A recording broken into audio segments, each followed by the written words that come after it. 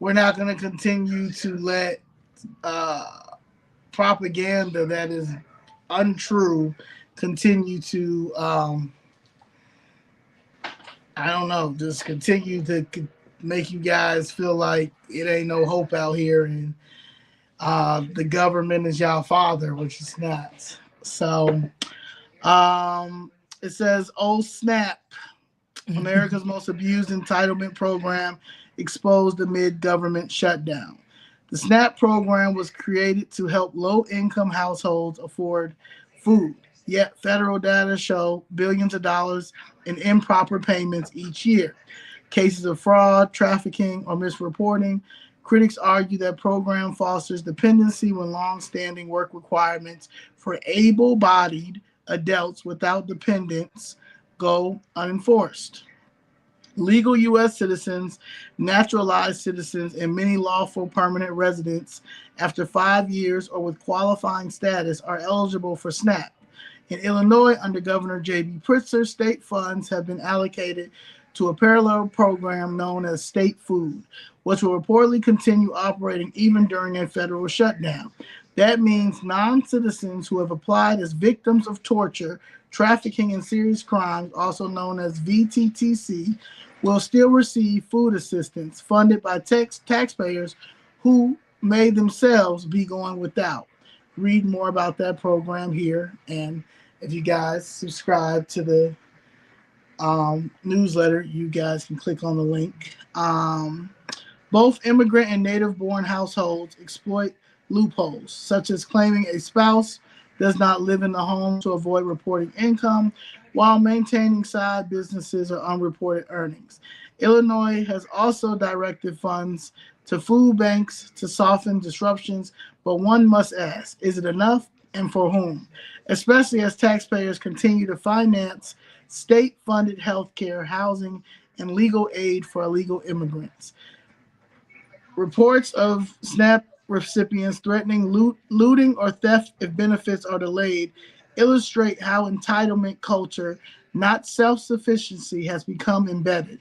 Subsidies, though well intentioned, inflate living costs for working families. For many near the poverty line, work feels punished and dependency rewarded, a cycle that raises urgent questions about verification, accountability, and the true social costs of welfare. Nicole Adam, you did that. I mean, it's people see it now. I mean, I don't think you could have got a clearer picture in the last, it ain't even been what, 7 days a week Yeah. that it actually, but yeah. So what? So who's shutting it down? What's going on with the government? What? Can you talk to us? Can you freestyle a little bit about like what is actually going on? Is Trump the problem? Is Congress the problem? Is it both? What's up with it? So we're gonna get into it a little bit more through the slideshow presentation. Okay. Because I kind of want people to decide for themselves who's to blame, because at the end of the day, we're not thinking clearly on so many levels. But from my perspective, I definitely think that, it's all politics and people are paying the price. Like, People are paying the price. people, Taxpayers are paying the price. taxpayers are paying the price. Definitely, I feel like the elderly, the disabled, the children, like all the people who we should be caring for are always on the short end of the stick. And I don't care who is in charge and who's supposed to be doing what, it kind of always turns out that way because, typically they don't have a voice. And the able bodied and the cool people and the smart people, they think they doing what they supposed to be doing, but typically they just looking out for themselves. Just looking out for us. Okay. Yeah. Okay. Okay. Well, I'm interested in Snap. I'm interested in. So this is it right here, right? Add to the stage. Yes, yes. All right. Snap out of it. Cause We're I under like that. I like that. Snap out of it we because are under a spell. we are under a spell for real. So many. I'm talking about everybody. It ain't just black people, white people. It's all. We are so under a spell right now. It is a humanitarian crisis, global. Okay, With no with no common sense. for real. With no critical thinking skills. I mean, so yeah. I mean, we've seen, that when you want somebody to feed you, when you give the government the power to feed you, they also have the ability to starve you. And that's where all of this panic obviously is coming from. But shut down state programs and the future of food assistance. So we're gonna talk about the current status and the of SNAP and the civic framework, meaning how the government plays into all of this. Overpayments, eligibility and enforcement, fraud, dependency, and reform. And then, again, I kind of went out when you were doing my intro. I just want a disclaimer. I am a state of Illinois worker. However, I am not representing the state of Illinois right now. I am a concerned taxpayer. a concerned Black Chicagoan taxpayer, okay? All right. A real one. A real real, one. Enough like, is enough. Yeah, this is crazy. Current SNAP status for 2025. And now this map here shows the states that are suing the U.S. Department of Agriculture, who administers the SNAP program. The SNAP program is a federal program, and the USDA is who allocates those funds. The rules and regulations are made in Congress. So whenever you're getting mad at a caseworker, whenever you're getting mad at the local aid office, honestly, them people are so far removed from from where the decisions happen. They happen with your Congress people. Okay. So you say the red? So the red states are not the ones suing. It's the ones in green. It's the ones in green. So yeah, majority of the Democratic states. Yeah, I got this from some news site. But yeah, the green states, mostly Democratic. I think 21 out of the 22 are Democratic, refused to send over their data because, of course, they wanted to do a Doge, USDA wanted to do a Doge audit of the SNAP funds because they saw during Biden's administration that, everything had just gone up significantly as far as SNAP expenditures. And so they were like, we need to see these rolls. And of course they played you're infringing on people's privacy. You're violating, all these rules and regulations. First of all, there is no privacy when you apply for public benefits. Have you ever filled out an application or done an interview for public benefits? There's no privacy. Right. If the USDA, who themselves allocate the funds, cannot look at what you've already looked at and put into a system to allocate funds, then who else can? And how are they supposed to know how much funds to disperse if they don't have your information?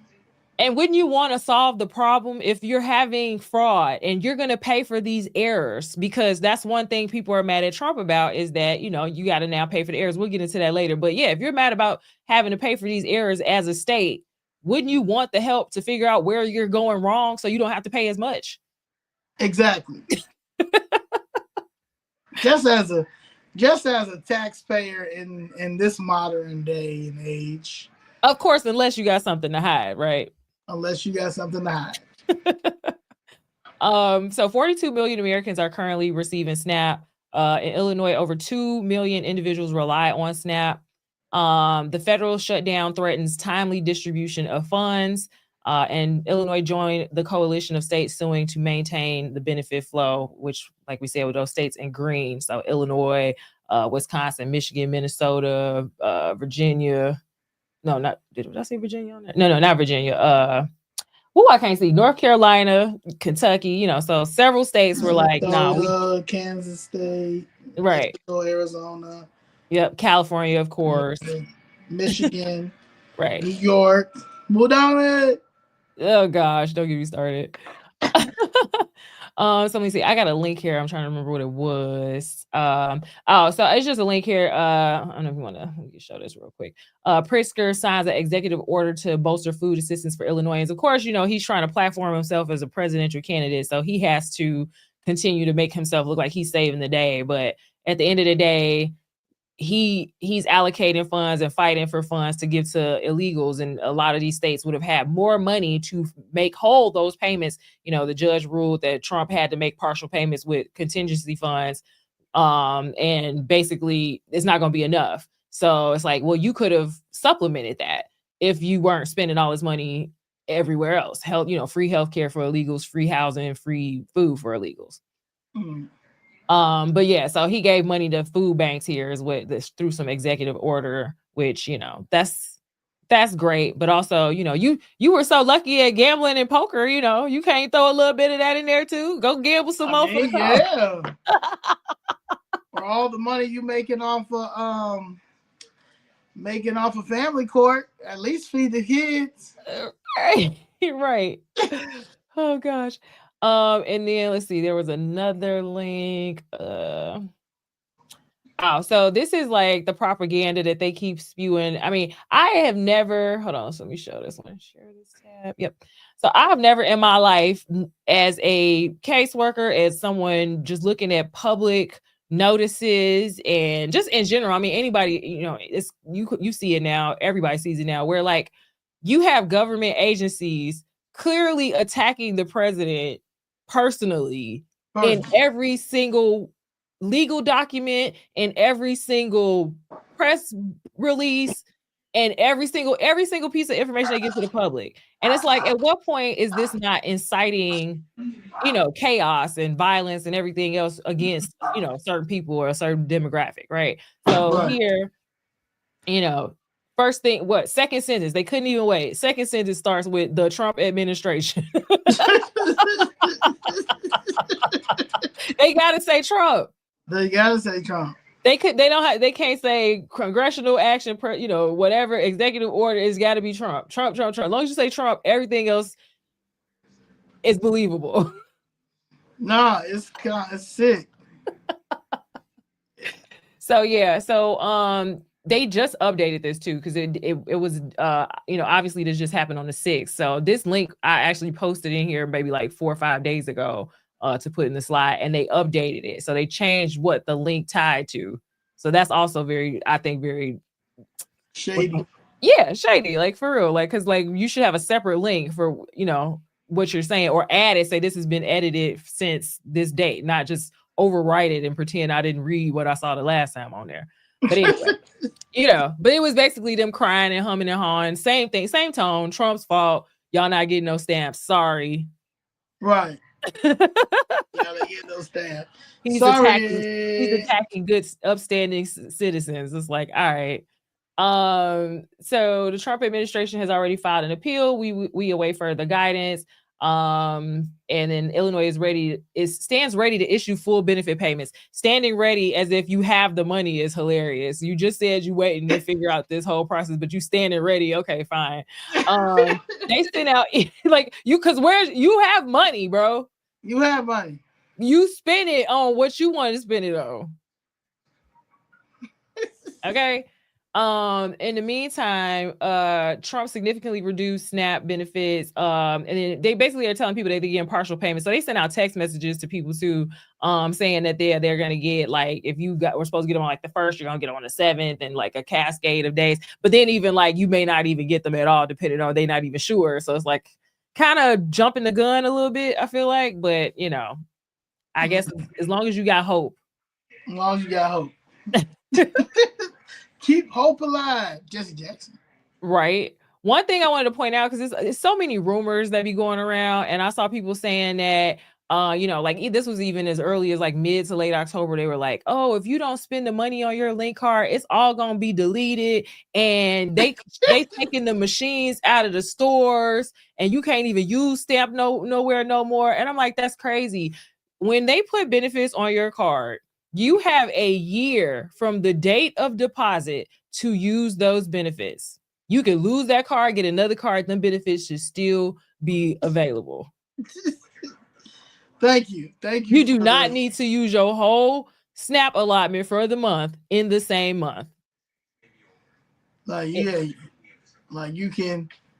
Oh, sorry. This is the person who is head of IDHS. This is your boss. Whose boss is this? I cannot confirm or deny who this individual is. Okay. I'm sorry, guys. Okay, put it back on there. I can't. I got it. I didn't know. I thought it was gonna be for later, but I didn't know that. I'm sorry. All right.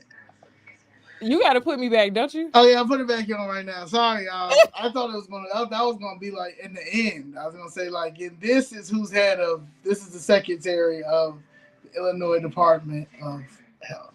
Okay. What is going Ni on? un comentario. No comment. Yeah. How you say that name? Oh, that's Dulce Quintero. I can't comment further than that. That is that's a day down. I cannot confirm or deny. Sorry.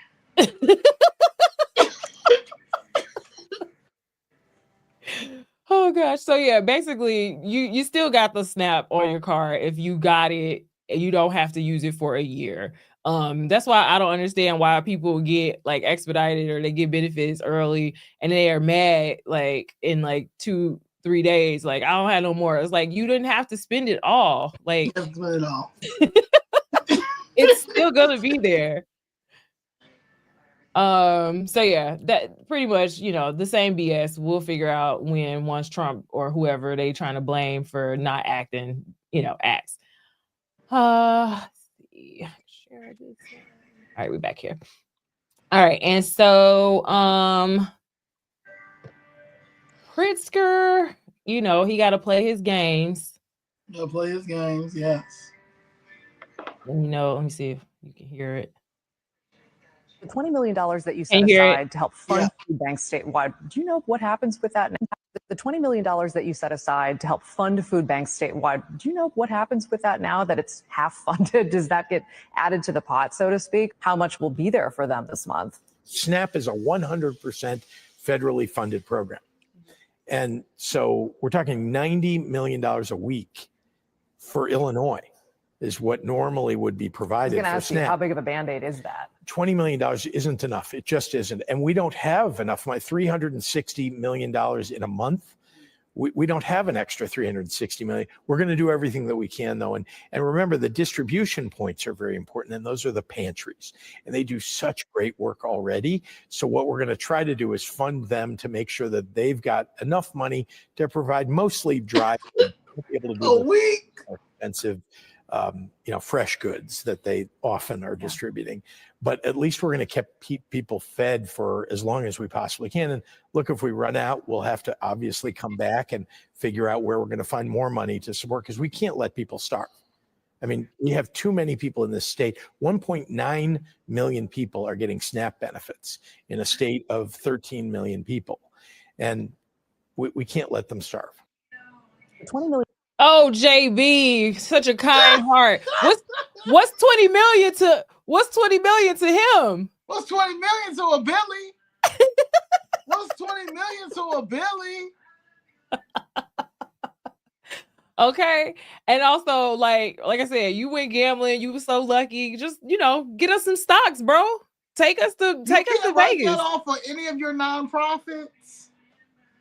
Any of the nonprofits that you have, because you've got gangs of nonprofits. Right. So none of your nonprofits you can't write off this money. And remember, he gave his winnings from Vegas after it was called out to who'd he give it to? Anti-Defamation League or somebody? Right. Oh no, the Holocaust Museum, right? Of course. So it goes back to him anyway.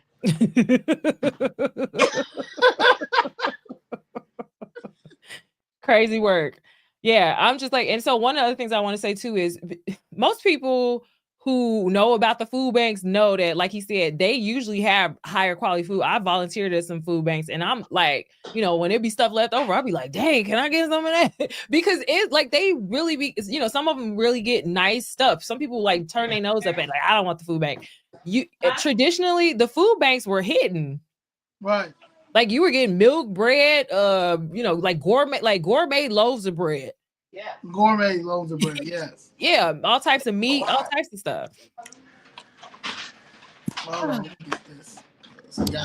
And like I remember when my mom was getting like the actual food stamps, like back in the day for real. And like we would go to like the center and pick up like dried cereal or dried, you know what I'm saying? Right. Like, it was literally the powdered milk and the fake cereal and the cheese that was the government cheese. Yeah, you prayed about it. Right. That cheese right now, definitely they probably caused a lot of cancer. But we were eating, we were full. Yep. I mean, these people out here voluntarily, you could go buy organic, whatever you want with your link card now, hot meals, cold meals, whatever. Crab legs, right? Surf. All right, and so this is one of the hot topics is everybody wants to argue each other down when you mention that illegals are getting things in the United States and particularly SNAP, because one of the requirements is that you have to meet a certain immigration status for SNAP. Either you're a citizen or you're a legal permanent resident for 5 years or more, or with 40 qualifying hours, work hours. Quarters of work. You are a certain refugees, admitted during certain periods or from certain countries are also eligible for the federal SNAP benefits. But because of this migrant influx, and them trying to bridge the humanitarian gap, thanks to Greg Abbott. That was the story, right? Thanks to Greg Abbott, he went straight to Venezuela and was like, "Come on, y'all." He programmed the CBP-1 app and was like, "Come on, y'all." Shout out to Greg Abbott. Let me tell you something. I would give Greg Abbott a Nobel Peace Prize. He handled that illegal immigration invasion perfect. He was rocking Joe Biden to sleep every night. He was not playing. So shout out to him and them YouTubers. It was all his fault. Yeah, it was all his fault. To this day, our mayor, to this day, he brings him up once a week. That is one powerful governor. One powerful governor. They tried to sue him. That got shot down, right? Yeah, they got Wonder why. But when they tried to sue him, that is when mainstream media finally had to start, showing what that border was looking like. Yeah, because then you were out of lies. Like, that's a long journey. I don't think it started in Texas at all. Oh. So the primary purpose of both programs, the SNAP program, federal program, and then the Illinois State Food VTTC program, which was created as a parallel to SNAP for those who were not eligible for SNAP. And it kind of exploded under the last few years under, that Biden-Harris open border. Oh, so, the Biden-Harris administration. Yeah. You said the Biden-Harris administration. Yes. Okay, just want to make sure you said that. This program has been available for years, but the law behind it has been on the books for years. But I have never seen it used to this degree until it was almost like, what the hell? Like, I didn't know so many what the hell? Traffic at one time. Who did that? Abbott. They tried suing him for it. You can't say it no more, so that's out. And so the state program basically allocated state funds because you can't use federal funds to fund people who are not federally legal for a SNAP, because that's congressional law. I think you should say that one more time.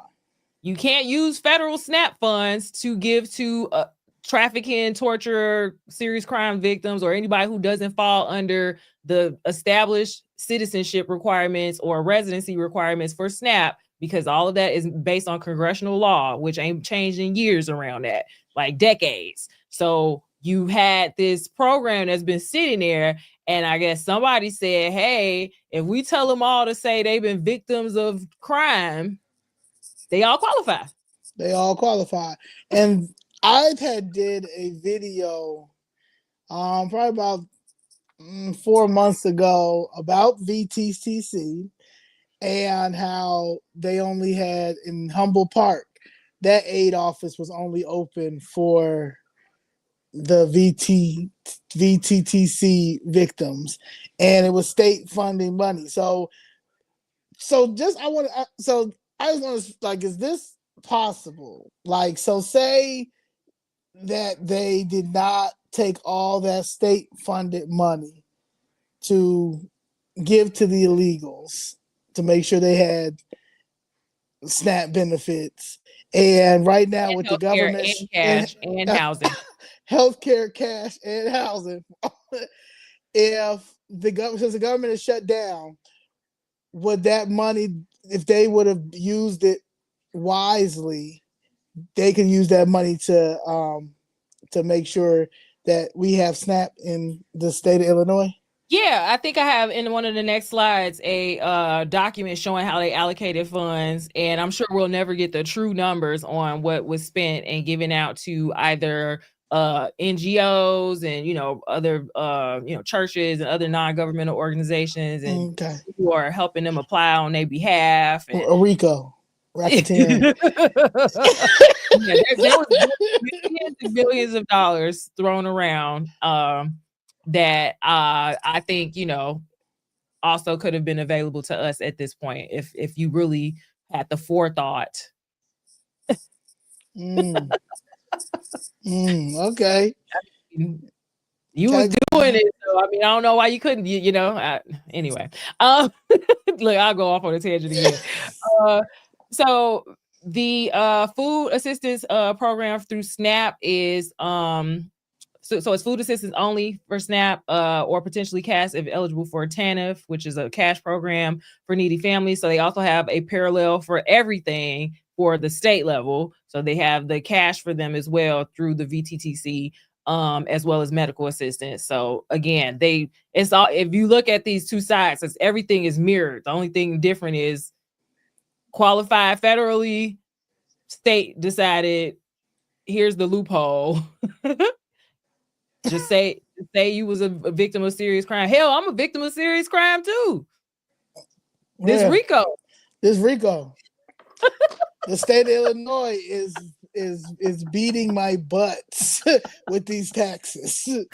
Right. Getting displaced.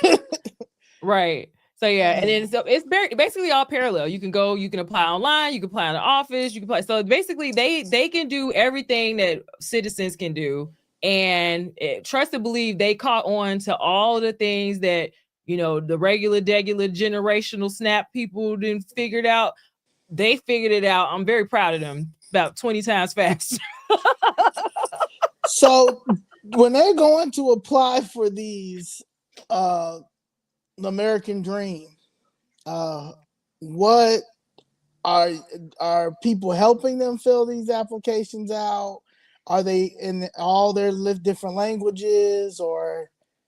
Yeah, so there's definitely a lot of a learning curve for a lot of administrative and people, running it. But basically, yeah, I mean, you're supposed to, by law, have documents and translators, available in their language so they can understand. However, they're definitely, you got to understand what was happening at the rate it was happening and people panicking, that there was probably a lot of, yes, Carol, they were coached. They were given English applications that they didn't understand, and somebody signed in for them and just say this, and yeah. So I'm sure a lot like I said, they learned very quickly. And called up their cousins. Just jump that border. Yeah, and then of course, one of the biggest pluses they have is you're undocumented, right? So Right. I don't know if your name is actually this, that, and that you told them at the border or on this paperwork. Right. You got no birth certificate. You ain't bring me no ID. You know what I'm saying? And if you did bring it, you can act like you lost it and say whatever, and they gonna believe you. Right. And then if you get a social to work, hey, somebody tells you don't report the social, nobody gonna ask you unless you volunteer it. But you know, people like us, they gonna know, oh, I need that social. So now I can track you. I can see what you earning and all this other stuff. And 7 identifications. But they make the presumption of these people don't have documentation, they don't have socials, so then they can kind of new identity, sneak around and do whatever.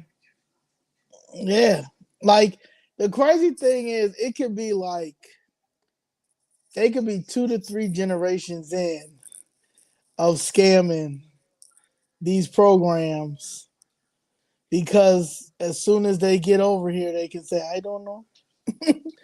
You know what I'm saying? And start crying, give a sob story, do whatever. Next thing you know, I didn't fill that out. They helped me at the thing. They told me to put that on there. I didn't know. I was scared. It's a bit. Yeah, you got all kinds of. And then they're gonna always, they're gonna. You've seen the script with them is, we can't arrest them, we can't hold them in a jail, we can't ask them for this, they can't be deported, they can't, you know what I mean? You can't deport them in front of their kids. They scared to go to school, so now they don't got to go to school. Let's go to remote learning. You know what I mean? Everything. They just give them whatever they need to be comfortable. Que tú quieres, yo lo voy a dar. Oh my God. So state food versus SNAP again. So federal funds, like I said, from the USDA versus the state food is Illinois state funds. Both of them should be addressing food security, but obviously the state food is more emergency local level because it's a state program and it wasn't by congressional action. The income is a strict and resource test, are more strict. This is a little bit more broad because it may include ineligible non-citizens. And what that means is if you're not eligible, they're gonna like prorate your income. And then that happens on SNAP too. So like say you have a household of a non-citizen head of household, right, who doesn't qualify for SNAP, but they have a child who has a social as a citizen and qualifies. Those people that are non-citizens in the household that are required to be with that child in the unit, because that's the parents, their income is going to get, so say you make $1,000, they're going to give you a 3/4 income deduction. Or I'm sorry, 1/3 income. So they're going to prorate everything. So as a household of 3, they're only going to count 1/3 of your income for the child. They're going to, so it's just, everything's cut into thirds based on, or the household size is prorated. Dang. Okay. Yep. Wow. And so, and sometimes that'll happen in these state food households. So this is the Public Act. I'm not gonna go through it because of course it's lengthy, but I just want to show you this side. We're not making this up. This is where the law comes from, and it's old, but they definitely found, how to maximize it with what was happening with the border crisis. So this is referred to as the Survivor Support and Trafficking Prevention Act. And then it just kind of goes into requirements of citizenship. I think it's further down the VTTC. Persons legally residing who were members of these tribes, American Indians born in Canada under this section. So like there's a lot. So legal permanent residents who've been battered or subject to extreme cruelty by the U.S. Persons, so this is the one here, persons who are foreign-born victims of trafficking, torture, and other serious crimes. So that's the VTTC right there. Ooh. And then so you told us to check. I said, Tila says, hey, Zoe and Nicole, check out the Center for Immigration Studies article. Nearly half of non-citizen households with young children use food welfare programs. I don't know if I included that in this presentation, but it's in the newsletter. I want to say it's one of those graphs I used. Okay.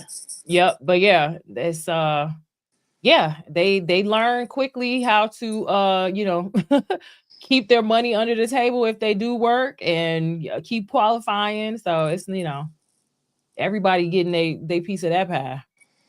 Yeah, like this guy said, look into the center on budget and policy priorities, nonprofit who advocates for SNAP and food assistance and affordable health care. Their financials are public. While we have a shutdown, their financials for 2023 show they made 32 million tax-free. The president made 337,000 for the year with 10 other board members, over 250K. These nonprofits should be taxed, and that money can help fund SNAP and healthcare. The CBPP was founded by the man who has been the president for 40 years. 40 yeah. years. That's the new, you know, this border crisis was the new COVID. Like, you know, everybody got to get all of their little scams with COVID, and then Right. It's like, No, how do we right. keep this going? How do we keep this going? Yeah. Get this. Let me take a picture of this. I can look this up later. So yeah, Okay. this was from the Illinois General Assembly. It's a PDF. I don't know if I had the exact link on here, but basically, if you look up ILGA VTTC allocation, I think is how I found it.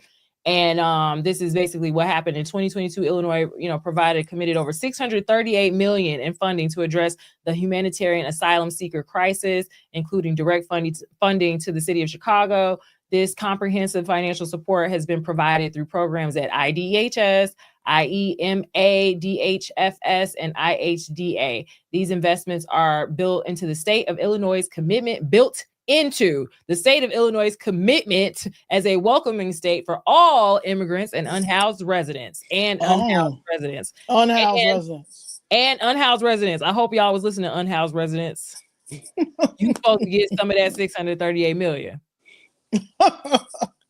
Including Illinois Welcoming Sitters, VTTC, medical, food, and cash assistance, which we just talked about, Immigrant Family Resource Program, New Americans Initiative. Thank you, Rahm Emanuel. Rahm Emanuel, count your days. And Home Illinois. Illinois' plan to prevent and end homelessness.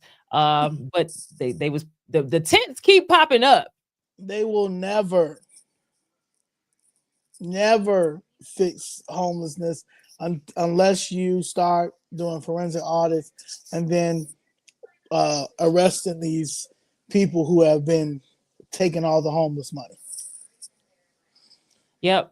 Still You Like podcast. I mean, it's gonna be on the channel, so you can do whatever you want with it. Oh yeah. It's out here.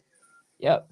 Direct funding to the city of Chicago, estimated $115 million. So $51 million in direct funding from the state to the city of Chicago for general asylum seeker support services in the fiscal year 2023. $19 million pass-through funding from the state to city to accessing Federal Shelter and Services Program, SSP, in the fiscal year 2024. $15 million earmarked for Chicago from the Home Illinois program, fiscal year 24. $30 million awarded from dedicated funding to municipalities to support asylum seekers statewide. That sounds a lot of money. That ain't going to where it need to go to. That is a lot of money. 115 plus. How much did he say he was short? This is 90. Was it 90 million? Like 90 million a week or something. 90 million a week. I think we got it. I think we had it. We definitely had it. We definitely had it. The 638. Yeah, we had it for this month for sure. You definitely could take care of. Is this why he doesn't run the hotels? Right, they kicked him out. His whole family kicked him out. Like, nah, man, you're already still a billionaire because by force. It wasn't. If we could choose not to add you as an heir, we really would. But since you're here, yeah, he's an embarrassment. He's an embarrassment to Illinois. He's an embarrassment to the Pritzker family. He's an embarrassment to IDAHS. He's an embarrassment to everything. Shameful.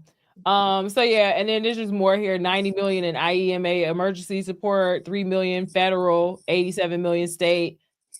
$56 million in federal funds, emergency rental assistance through IHDA. So these are federal funds there. $20 million in medical assistance, 23 and 24 fiscal year, $4 million in emergency food and shelter fund in 24, $74 million in assistance through victims of terrorism, trafficking, and other crimes. It went from I thought it was victims of torture. They said terrorism. Terrorism. Anything with a T. T. Torture, terrorism. I'm a victim of the Teletubbies.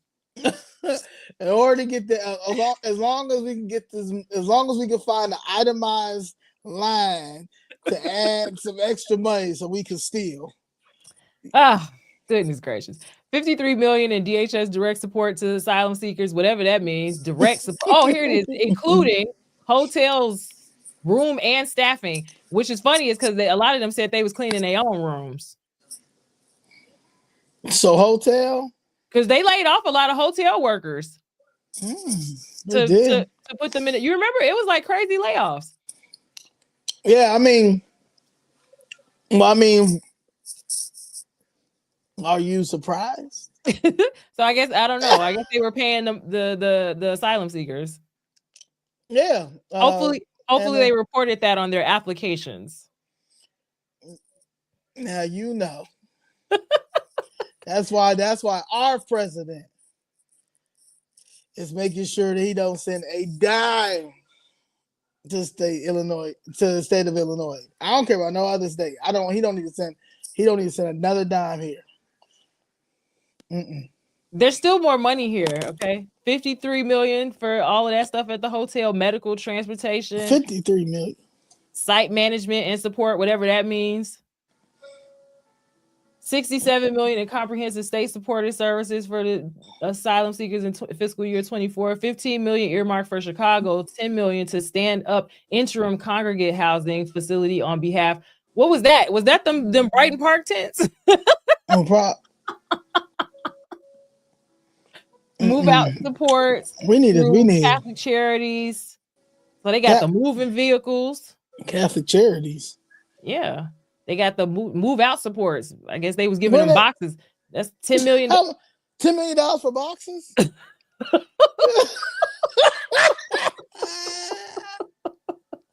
Oh my God. I don't know. Maybe they gave them the little totes. $10 million is wild for a move out. Because my thing is, they just came over here. So what are they moving? They got to keep them moving. Yeah, well, what did they come with? I thought they were seeking asylum. So the move out, if they're moving out, what? All the stuff they collected over time. Oh, okay.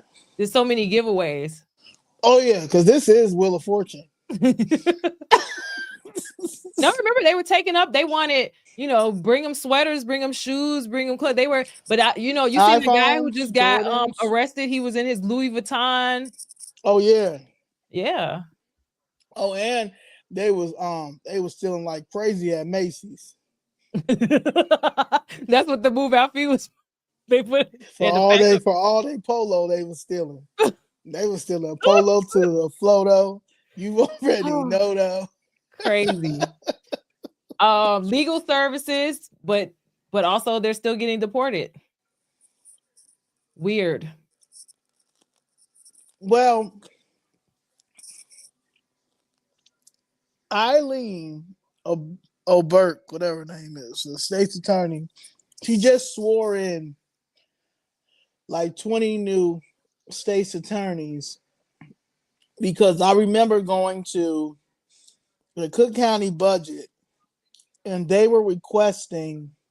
she was requesting more money to hire more state's attorneys and public defenders mm-hmm. to help defend illegal aliens. I can't blame them for seeing an opportunity. Yeah. We have more legal funds that go to people who have not put a dime into the system. But when it comes to us, we can't even use legal aid. Legal aid can't help you at all. The civil rights that are being violated by the state of Illinois, the city of Chicago, for just things like, knocking down people's buildings. You can't get no help. It would cost them too much to get involved.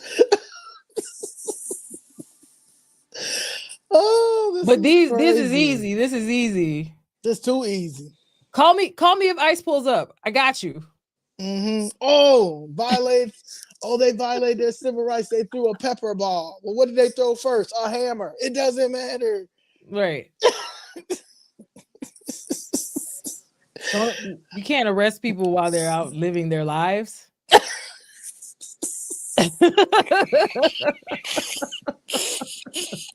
It's so wrong. Let them live. Let them live.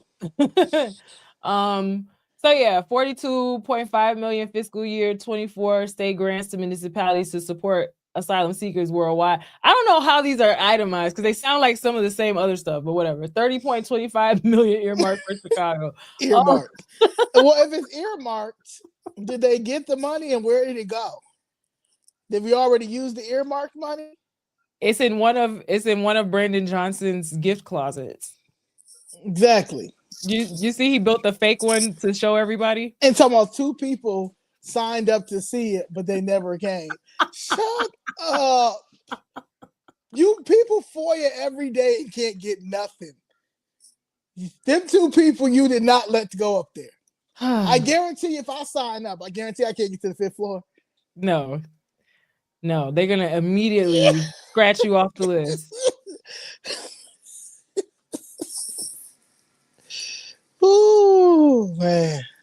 So yeah, 30 million to an intake center in Chicago. Said new additional state investments, 160 million. So 30 million of that for intake center, shelter, 65 million to help the city of Chicago launch a winterized soft shelter site.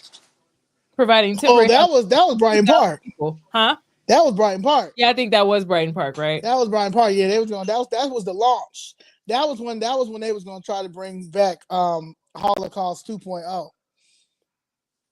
That was literally when I saw them about to put them people on them tents over there. I'm like, oh, y'all bringing back concentration camps. This is ridiculous. Like this. That's when I knew. That's when I knew that this administration was sick. On toxic land. On toxic land. That's when I knew this. That's when I knew that this administration was sick. Like not even like I said, take away the blue, red, the politics alone. Like what type of humanity do you have that you're about to put these people on toxic land? I mean, toxic soil in Brighton Park. And think that this was like normal. But Zoe, they were sleeping on police floors. Right. What's a little radioactive soil? That's a little bit with babies and stuff. Does it really matter? Because they'll just traffic them kids if they take them. It's so unsafe in those police stations. So safe. And they were all over the place in the police station, everywhere, doing everything in there. Smoking. I went into the police station one time. I swear to God, they were in there barely like smoking weed. I said, "How can you smoke weed in the police station?" They looking like you can't do nothing. Like we're gonna arrest them and then let them right back out. They're here. There's nothing we can do. That's when I saw like the police look like they look helpless. Everybody was pissed. Everybody was mad.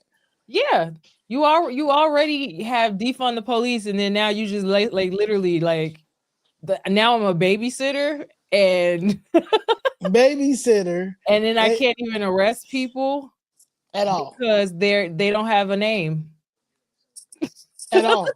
What's your name? K. What's your name? K. They just want a better life, man. Yeah. Resettlement, 65 million. Services needed for new arrivals to live independently as they await asylum hearings, including rental assistance, work permit processing assistance, meaning that's when you get your social security number, and workforce development support. Yeah. They all their $1,000 to go. I'm a survivor. I'm not gonna give up. I'm not gonna stop it. You had all this other money. You could have came over here and racked it up, reinvested, came back different.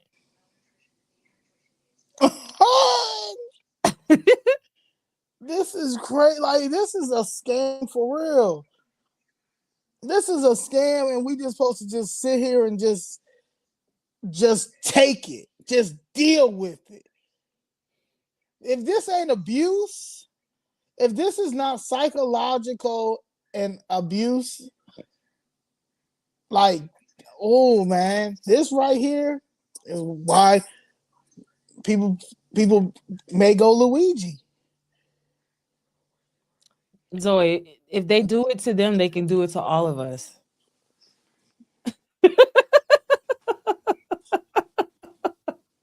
What about you're black? Black and brown.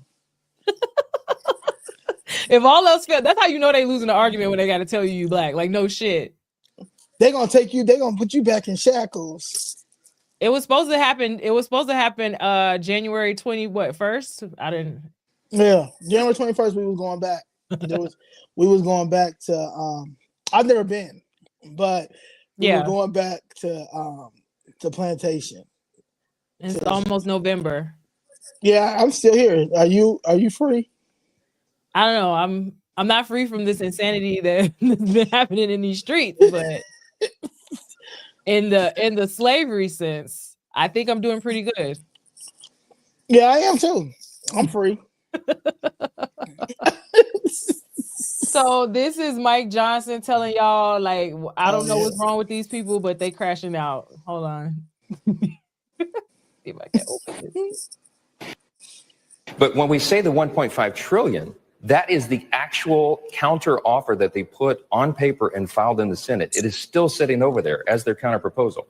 1.5 trillion in new spending on a 7-week stopgap funding measure. I mean, it's just madness. And included in that, yes, go read the bill. They want almost $200 billion to be returned to healthcare benefits for illegal aliens. They want to send all these billions of dollars back over to foreign countries for social spending in other countries. They wanted to restore $500 million to the Corporation for Public Broadcasting. All these things. And in that proposal, amazingly, shockingly to us, they put it on paper. They want to repeal the $50 billion rural hospital fund that Republicans worked so hard to get signed into law July 4th. So it's just a mishmash of priorities and things that different Democrats are claiming. That illustrates the very point. This was never about one particular issue. They just wanted to show a fight. They wanted to look tough to the Marxist rise in their party. And remember this, Chuck Schumer and Hakeem Jeffries are both New Yorkers, right? We all just saw what happened in New York City. Mamdani is all the rage now, and the young communists are uprising, and that scares the old guard Democrats in Congress. And so they were afraid they'd get a challenge from a Mamdani disciple in their next election cycle. Mr. Speaker, that is what all this is about. So you've got people that want to argue, and they won't even go read the bill for themselves. And it's supposed to be a continuing resolution. You're not supposed to be asking all of this crazy stuff just to reopen the government. The point of the continuing resolution is so y'all can say, okay, fine, we can't agree on this. Obviously, we need more time to negotiate and come to some type of agreement. Wow. But in the meanwhile, millions of people are waiting on us to simply fund things that we know we're going to do. We know we need Social Security administration to run. We know we need who's the people who got to work the flight the air controllers, right? We know we need to fund housing and food stamps and everything else. We know we need to do this. These shouldn't be partisan issues, especially when you guys are the party of the people who brought all these people over here. Right. So you got to take care of your people. Because you're not taking care of us. But I mean, as like he said, with this whole Mondami thing, like clearly they're either under duress or they're suicidal. Like I don't think we can say that word, but yeah, they want to unalive their own party. Right, because that backfired. See, they thought the other day, when was it Tuesday? They thought like that was like going to be like that was like an upset. Like it wasn't an upset because it's like we knew it was sad to watch, but we knew, but we also know, like I was telling somebody the other day, like, well, I know in Chicago for this red, I know I'm gonna get my seats that I'm going for. I know I'm gonna get my seats, so I'm not really. I wasn't there, so good luck for New York City with the socialism and this man lying and promising all them things that he won't be able to do. Look at this. Look at the shutdown. Right. He's still asking for donations now. He's like, I told y'all stop sending me donations, but actually, I need y'all to do that again. Yeah, it backfired. Exactly. Carol Reyes just said it. Yeah, it backfired. Yep. All right, and then this is Hakeem Jeffries lying. Oh if yeah. It's not a clean CR. Then what is dirty about this bill? What are the poison pills that you're referencing here? I've repeatedly made clear, I don't know why this is so difficult for people to process on the other side of the aisle, that the bipartisan spending agreement that was reached in December of 2024 is an agreement that should have laid the foundation for any continuing resolution. The March partisan Republican spending bill was strongly opposed by Democrats in March. Why would anyone believe that if they bring the same partisan Republican spending bill to the floor in September, we would view it as anything other than a toxic effort to continue to drive their right-wing policies down the throats of the American people? Because we opposed the bill in March because it hurt veterans, hurt seniors, hurt families, hurt nutritional assistance, and hurt healthcare. Mr. Leader, the Senate voted 3 times this week to repeal the Canada tariffs, the Brazil tariffs, the Liberation Day tariffs, but unlikely to see a vote in the House because Republicans changed the rules. What's your reaction to the bipartisan vote on the tariffs 3 times this week, but the fact that they're unlikely to receive a vote in the House? Well, the Senate has done the right thing in terms of rolling back these unlawful tariffs that Donald Trump has imposed, because these tariffs are making life more expensive for the American people. One of the reasons why we're not going to vote in the House is because the House has been on vacation for 5 consecutive weeks. They are unwilling to do their jobs. They're running scared. They're on vacation, apparently not just throughout America, but across the world, including in Europe and in Russia. The other reason why we know House Republicans are not going to take any floor action as it relates to the tariffs is because House Republicans don't work for the American people. They work for their puppet master, Donald Trump. Thanks, everyone. Just to be clear. How many times he rehearsed that in the mirror? Donald Trump. And it's the Obama hand motions for me. He's pathetic. Sad. He's pathetic. Chuck Schumer is pathetic. But them two together, pathetic and pathetic. It's sad. It's sad to watch. It's really sad to watch because it's like y'all can't like really listen to both of these cons and really think that, especially Chuck Schumer. Like, this is the man who was a champion for the 3 strikes law during the 94 crime bill. Chuck Schumer. Now we trust him. No. Woo. All right. Who's next? This is funny. Just because, stunning admission just occurred on the Senate floor. Senator Peter Welch, Democrat, on Obamacare. We did fail to bring down the cost of healthcare. So it's like, yeah, basically y'all asking Trump to fix healthcare, but y'all did this. I owe you an answer on why it is I'm standing here today asking to extend something that was temporary. And here's the reason. We did fail to bring down the cost of healthcare. I mean, anybody who's been on Obamacare, like ACA, knows like it's not cheap. Like some people I'm sure are like debating, like, you know what, let me just go back to my employer's insurance or whatever. Just wait until I have to go to the ER and figure it out. Because Obamacare is not cheap. It's not. What part don't people don't understand when it comes to that?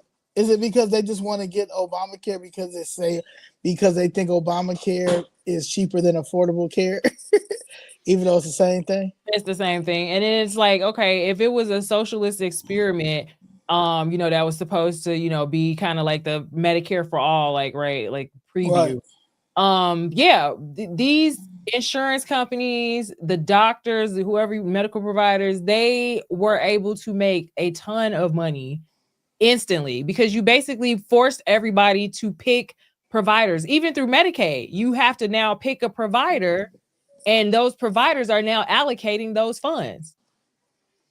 And so they get to see all the money coming through, raise whatever prices they want to raise. Like the inflation went crazy. Did you when Obamacare first like came out and stuff, did you see that it was going to be an issue, or did you ever pay attention to it? Or I definitely saw like, okay, this ain't as great as it seems. Like, I mean, like if you have assets and you are, like these trust fund kids and people like that, they're doing great off that stuff. But if you like a regular working person and you don't qualify for Medicaid, and now you're like, hey, I don't qualify, let me see what they got over here, and they send you a damn premium, and then on top of that, the copays and then you're getting denied certain things still. Like it's to me, it's just not. I don't see where the benefit was. It's not. It didn't help as many people as they like to try to tout it, but it definitely made a lot of good loopholes for, like I said, them trust fund kids. If you got a ton of assets because it doesn't count certain assets, you're good. You like, oh, I got this medical. I just pay a little bit out of my little $1 million I got hidden over here. Was it good? Was it good healthcare? I mean, I guess it depends on where you are in your network and who accepts what. But it basically, I just feel like it's just a platinum Medicaid card that you pay for, and then on top of that, like I said, the cost of everything went up. Like whenever you government subsidies, like, and so I think it may be in the slide too, but somebody talked about it, like the fact that food prices go up because of the SNAP. Because people are, there's no value in it anymore. It's like I'm getting a ton of free money from whoever, like, because you're not thinking about it as taxpayer dollars and how it's raising everything up for everybody else. You, as the person who's receiving it and spending, you gonna spend whatever on whatever items, and then these stores are like, well, hell, they don't care. I'm gonna keep raising the prices up, and so now me and you, whoever working and can't qualify for it, you paying more. It's the same concept with the medical. It's like anytime you subsidize, or with the housing, just like with the migrants, they were giving a lot of them housing in like east side, south side, where I stay at, and I'm seeing like people rent going through the roof. They actually got a rent strike in I think up there near Evanston, up north. Bunch of immigrants. Yeah, saying our rent is too high, we not paying this shit. But it's like because everybody was getting millions of dollars, right, up front. You get 6 months of your rent pay. You say, hey, well, they like, well, we trying to help them. We got this fund. They in need. Okay, well, I house them in this unit that I couldn't rent out for a couple months anyway, right? And then they don't care about what conditions it's in because you told them, hell, is take what I'm giving you, right? Because what you come fleeing from, it couldn't be worse than this. And then you're getting 6 months to a year of $1,400 a month rent when the rent used to be $1,900, right? And then you could just keep going up. Ain't no damn limitations on how many times they could just up the rent. Yeah, it's monopoly. Like, and that's honestly, President Trump talked about it today. That he's going to start working on the monopolies with this artificial meat that's going with the foreigners, that's mixing it with the real meat, that's really making healthcare go up too, because we eating stuff that is not things we're supposed to be eating, but because we are attacked by the foreigners, and foreign countries are running. I'll say the Democratic Party done sold us out to these foreign countries who, honestly, I feel like are anti-American. They don't care. They don't care about America. They feel that we're dumb. You know what I'm saying? And we have dumb politicians, which we do. We have the politicians, the established politicians that are in office right now, the Hakeem Jeffries, the Schumers, Nancy Pelosi, she's finally retiring after 400 years. Like, it's like they have literally messed up politics due to greed.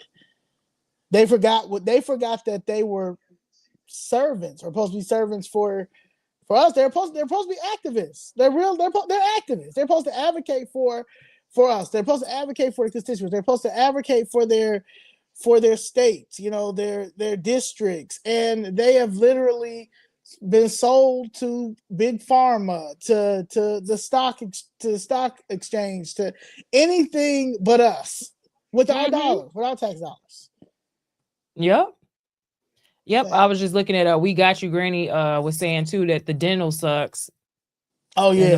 The prices are terrible. Yeah. So yeah, I mean, yeah, it's all power, is corruptible, and it's just a lot of these people are losers, and they get into it for all the wrong reasons, and it's a socialite thing as well. And then and I don't even think it's just necessarily hating America, it's what America stands for, and the fact that right now a lot of people think that communism and socialism is the catch-all for all of our problems, and not realizing how much it's failed everywhere around the world. Hell, all of them Venezuelans coming over here running from that. Like, for real. Like, are y'all okay? And it's like, no, like, I was like so lost. Like, are you not seeing this? And it's like, honestly, nobody wants to fight for as an individual. Like, it's like being an individual doesn't make you anti-group. Right. Like, it takes strong individuals to make a great group. Hint, Chicago Fools Red. Look at you. All right. So Congress and the power of the purse, just really quickly, the budget timeline, how it works out. So they have all year to figure this out. And like Hakeem Jeffries talk about back in, what do you say, like March, they want to try to pass the same resolution now that they had passed in March, even though you're doing a continuing resolution, which is at this point here where you decide, okay, right here, new fiscal year begins with or without a budget. If a budget is not adopted, this is where we are, right? Then Congress passes a continuing resolution or allows the government to shut down. And then down here it says, meaning all non-essential programs, non-essential, closed, and workers are furloughed. So that's why you got air traffic controllers working without pay. And now resigning. Wow. Yeah. They resigned. A lot resigned today. And you know who they blame that on? Donald Trump. But I thought it was no kings. This right here is showing you, like, there's a whole, look at all the congressional, the president is only mentioned right here. Yeah. This whole process, president is at the beginning and at the end. Yep. And right here, federal agencies submit the budget to the president in the fiscal year starting with following October. Other than that, most of this is the House. Yeah, but they don't know how. They love to come to me and then yell when we're out. The liberal bums, the delusional libs. They'll come to us and they say, "What's the 3 branches of government? What's the 3 branches of government?" Cause we got to be uneducated or stupid, or we don't know. I know it's executive, legislative, judicial, but they love to throw that out there. But it's like, y'all don't know how Congress works. The fact that you're even outside crying about no kings shows you don't know how the government works, because you don't need to go outside crying about it at all. You either need to pick a better congressional representative or senator, senator or governor or whoever your local officials are, or vote differently when you voting for judges on the local level, because people keep overlooking local judges. Right. Oh, and them local judges. That's part of who really messing your life up. Real talk. And then like even here, the blue is Congress. So everywhere you see blue, that's congressional action. The red is federal agencies, and then the white is the president. So literally here and sprinkled in there, that's when the president got something to do with this. So tell me how Trump is shutting down the government. Man. Yes, Granny did get her tire fixed. Thank you for the 354 people watching. Please like, share. Thank you very much. We're in class. We're in class, okay? Because I'm tired. Tired of y'all going back and forth and don't know nothing what you're talking about. So send this to a hater. Right. Or someone who would like to learn. Who would like to learn. But make sure you send it to a hater. So again, with the power to purse, Article 1, Section 9, Congress controls all the federal spending. The omnibus bill combines multiple funding areas into one large package. Continuing resolution is a temporary extension of prior budgets. So you don't need to necessarily come to a total agreement. It's just temporary. It's not the end of everything. It's just to keep things moving. Shutdown is a funding lapse when no bill or continuing resolution passes. All right. And then you got the Senate control and misplaced blame. So the Senate control, which is GOP, Republican majority, does not mean that they have sole responsibility. The shutdown stems from the House, Senate, and presidential agreements. So we can't just blame one person, one party. This is literally people not working together. And from all the clips I've seen, the Democrats are the ones who are talking about we not signing nothing because it don't say we're gonna give all of these trillions of dollars away. Yeah, because we need this $1 trillion because we know that when we try to get some more money out, this administration is going to be a no. And we can't pull the COVID card anymore. The no kings is not working. So we need this money. So yes, every time you guys say no kings, this is what I think of is definitely not, because that's how the United States was set up to operate, okay, in our constitutional republic. Process fitness, the whole thing is to make the whole Democrat strategy is to make Trump look bad. So you got, this is the president. He gets to veto legislation. So that's his check and balance with the House. Mm-hmm. Then they can impeach the president. And then they can also impeach judges, which he can nominate. And then they can, judges can declare laws unconstitutional. So that's their check on Congress. Mm-hmm. And then they can also declare the president's actions unconstitutional. So this is where y'all freaking out, but it's like, you just got to relax and let the law work itself out. And we're not going to all agree and we're not going to all get our way. Like, I don't know in what world that y'all living in that everybody's supposed to get their way all the time. Yeah, that's because MAGA been dealing with some bullshit for the last 4 years, honestly. And Yeah, MAGA really, that's why when I try to see a MAGA, I hug a MAGA. Every time I see a MAGA, I hug a MAGA because they really be putting them, especially a white MAGA. They really been putting them through the ringer because they voted for Trump. They voted for America First. They voted for America First agenda. They have voted for it because it's bully. The Democratic Party are bullies. I think they think everybody gonna deal with that. I'm not gonna deal with that. Everybody's entitled to vote for who they want, how they want, and when they want. And you're not gonna make nobody feel bad about their vote, especially when you don't even know what's going on. You're just going with whatever's the trend of the trend. You're just going with it. Oh, Jasmine Crockett Oh yeah, Jasmine Crockett. She be cursing them out and stuff, and she be being out. I gotta be a Jasmine Crockett. You know what? My favorite is I hate Trump. Why? Because he's just racist. What did he do that was racist? You just know he just take care of his white billionaire friends. Don't everybody do that? Right. Like, do you think like if I'm a billionaire, you don't think I'm gonna put my own people on? Especially if we all have like-minded ways when it comes to business. He's a bit like America is a corporation, and if you don't understand that America is a corporation, then you're not going to understand politics, and it's pointless of going back and forth. Yeah, I mean it's and again, you can't.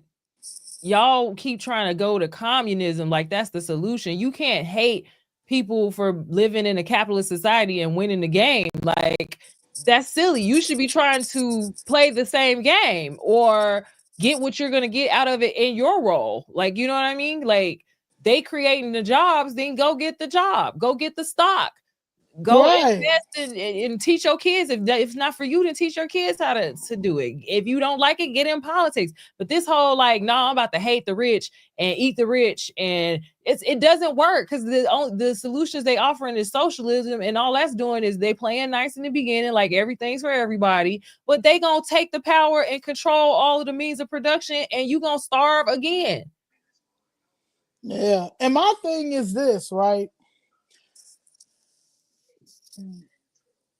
He didn't take his salary, which they don't ever talk about, but he doesn't take his salary. Mm-hmm. How do you know that he's taking care of his billionaire buddies? How do you know that?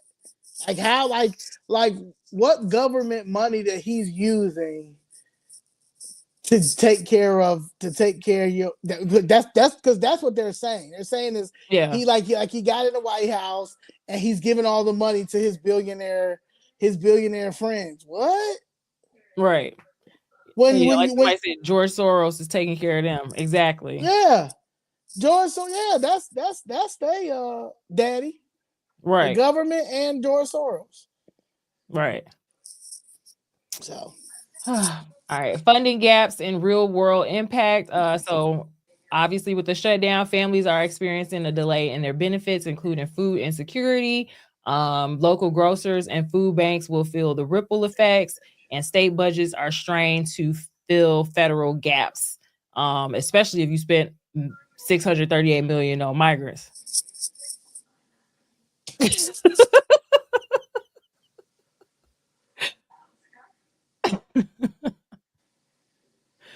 Okay. The Democrats, they literally, I feel like, sold $1 trillion since COVID, the illegal immigration scam, Obamacare, healthcare. They've been laundering money through healthcare for a very long time, and it's finally really coming out. That's why they can't stand Trump. They can't stand Trump because Trump is revealing everything. He's showing everything. Today, finally, Chuck Schumer had to say, "Well, okay, we'll open up the government only if you give us 1 year extension of Obamacare." What? No. Yeah, it's like y'all keep admitting, y'all saying the loud part quiet, but y'all keep admitting that y'all are the problem. Money laundering and child sex trafficking. It's bad. They making big. It's big business. It's a democratic way. Yeah. Yeah, I definitely voted for Trump for all the reasons that y'all hate him. Me too. People tell me like, I just can't believe you voted for Trump. I just can't believe you voted for Kamala. Thank God she lost. Right. Imagine if Kamala was in office right now. Yeah, I would say definitely Walking Dead vibes. Ooh, Walking Dead vibes.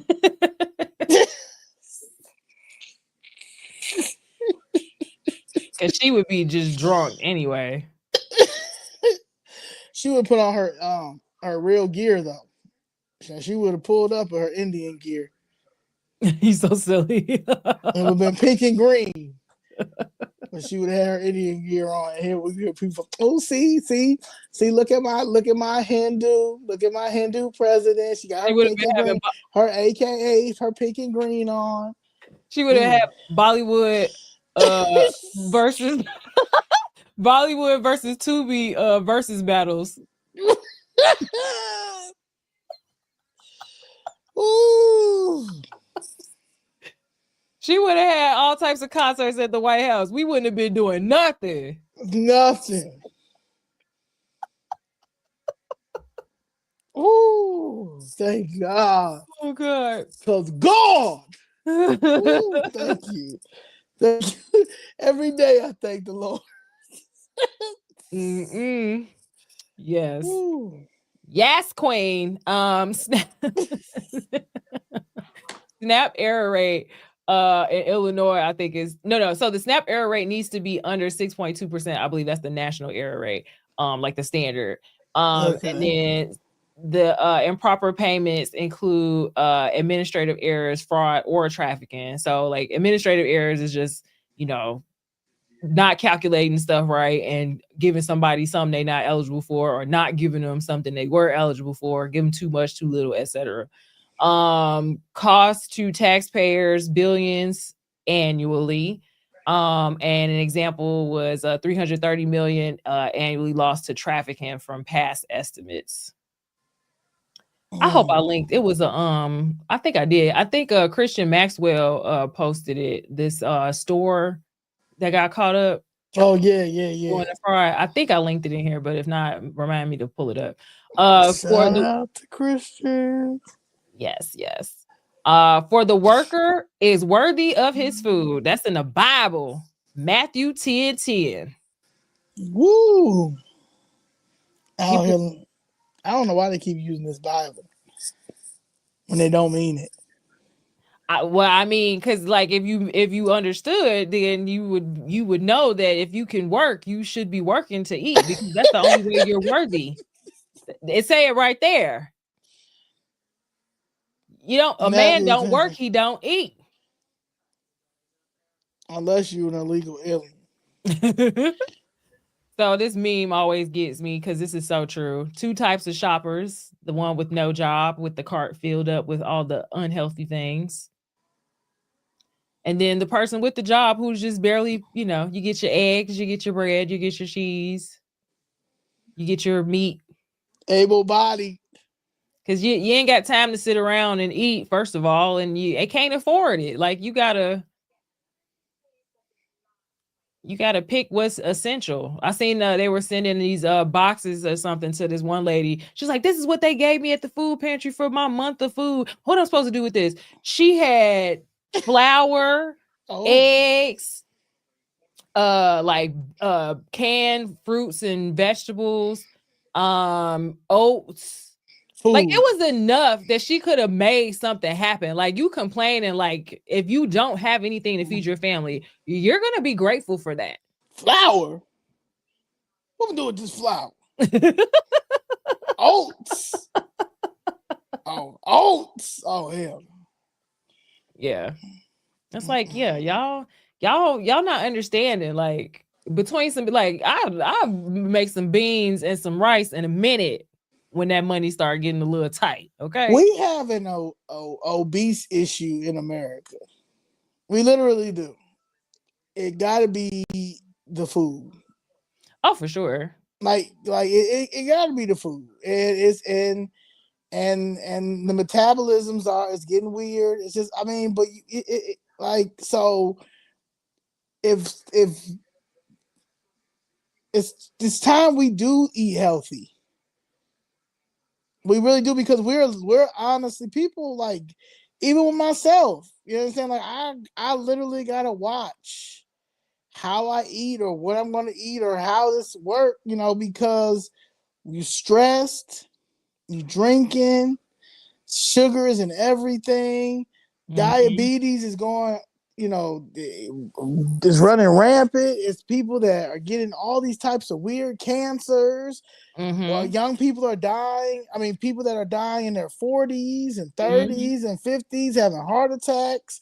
I mean, like, we gotta look into this food, the chemicals in the food, everything like that.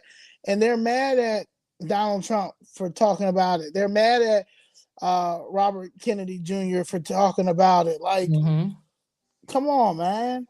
Like, when are we going to realize that we're turning into I don't even know what we turned into. Like I said, experiments. Yeah. Depopulation. Yeah. Like, we are guinea pigs in our own country, including the healthcare, this raggedy healthcare that we're getting. Yeah. And so much of that food too, if you're not eating correctly, like your mental starts to suffer from that too. You're tired, you're fatigued, you're angry, you lashing out at people. Yep. You're right. Yeah, you're right about that too. On top of not getting no mental health resources, because even with that Obamacare they're trying to pass, and even with this terrible Medicaid out here, you can't get no the mental health section of of trying to look for someone to take your insurance. Obamacare, Affordable Care, and regular Medicaid and stuff, they barely taking Blue Cross Blue Shield. Yeah. Like the healthcare system is broken. There's a lot of systems that are broken. So it's time really to revamp all of these systems. And that's another thing. Like, Trump is the reset. I don't care how you feel about him. Like, that was our reset. Humanity as a whole. That's our reset button. And like, people, I told somebody the other day, like, you can't shoot the messenger. I don't care what he looked like, what you think about him. Look at the fruits of what is given, whether he intends to or not. Right. Things are being looked at that we have been crying about for years to be looked into. Yep. How could you be mad at that? And the crazy thing is, Obama. Ugh, geez, so I keep saying old drama over here. It's so hilarious. Donald Trump has kids. He has a young grandkids. He's gonna have great grandkids. Like, he got kids. His kids is out here. And they got a lot of money. And then they can pay for their own health care. They can pay for their own surgery. They can pay for all that. But he sees it's a problem. His kids got friends. His friends got kids. Grandkids got friends. Like, this is a problem. This is a overall issue in our country, because the last couple of people that we've had in office do not care about this country as a whole. They care about whatever stocks or whatever money they have invested. But when it comes to the overall country and the kids and the education and all that stuff, they don't care about none of that. Yeah, no, there's no way you could be thinking about the children and saying and doing the things y'all doing right now. Like, the kids are watching us right now, crashing out. Like, we're making all of the new rules up. Like, police can't arrest.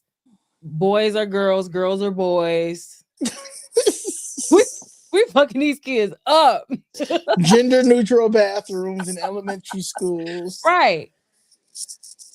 Women get banned from gym because they have an issue with a trans man, domestic abuser trans man, who is really narcissistic, and he probably not even, he's sick. That's a sick individual. But overall, even in the suburbs and stuff, you're dealing with suburban parents going in and taking their kids out of school because their daughters are coming home like, Mom, we have like I guess it's a trans, but they're in our bathroom and he's dressing in skirts and stuff, but like his penis is out here. And then they're saying that we can't say anything, and if we say anything, it's a problem. But I'm uncomfortable because at the end of the day, I understand they may identify as a girl, but they still have all of their male body parts, and they're getting dressed in the girls' locker room. And when the parent goes and says something about it, how dare you? How dare you shame them? How dare you trans shame? Think about what you're doing to their mental health and their self-esteem. What about my child's self-esteem and mental health? So my child's self-esteem and mental health don't matter. It's sick. Like with the sports, it's the same thing. They were telling women that was I want to say Simone Biles said that, or somebody else said that. Yeah, Simone Biles. Yeah, just because you can't compete with, you need to step y'all game up. Like, no, they dragged her. When I said they dragged Simone so bad she had to take that down. Yeah. Cause what? And you, Simone, when you just testified because that doctor that was sexually molesting all y'all. Larry Nassar. Yeah. But exactly. But it's okay for men to be in women's sports and get dressed in the locker rooms with you because they identify as you. Like that, like ain't nobody gonna keep playing these weird games with these people. Yeah, these people want to rewrite natural law, and it's not happening. Y'all can keep trying, but it's not happening. Yeah, it's not happening. It's not. That's why people are walking away from the Democratic Party in droves. Like they may not say it to y'all because they're not gonna argue back and forth with you because y'all are trying to make this make sense when none of it makes sense. But they're leaving in droves. Like, I mean, millions by the month. Yep. So another part of natural law, able-bodied adults without dependents. Trump didn't do this. This is natural law. It's natural law. Must work 80 hours a month or be in training or you don't eat.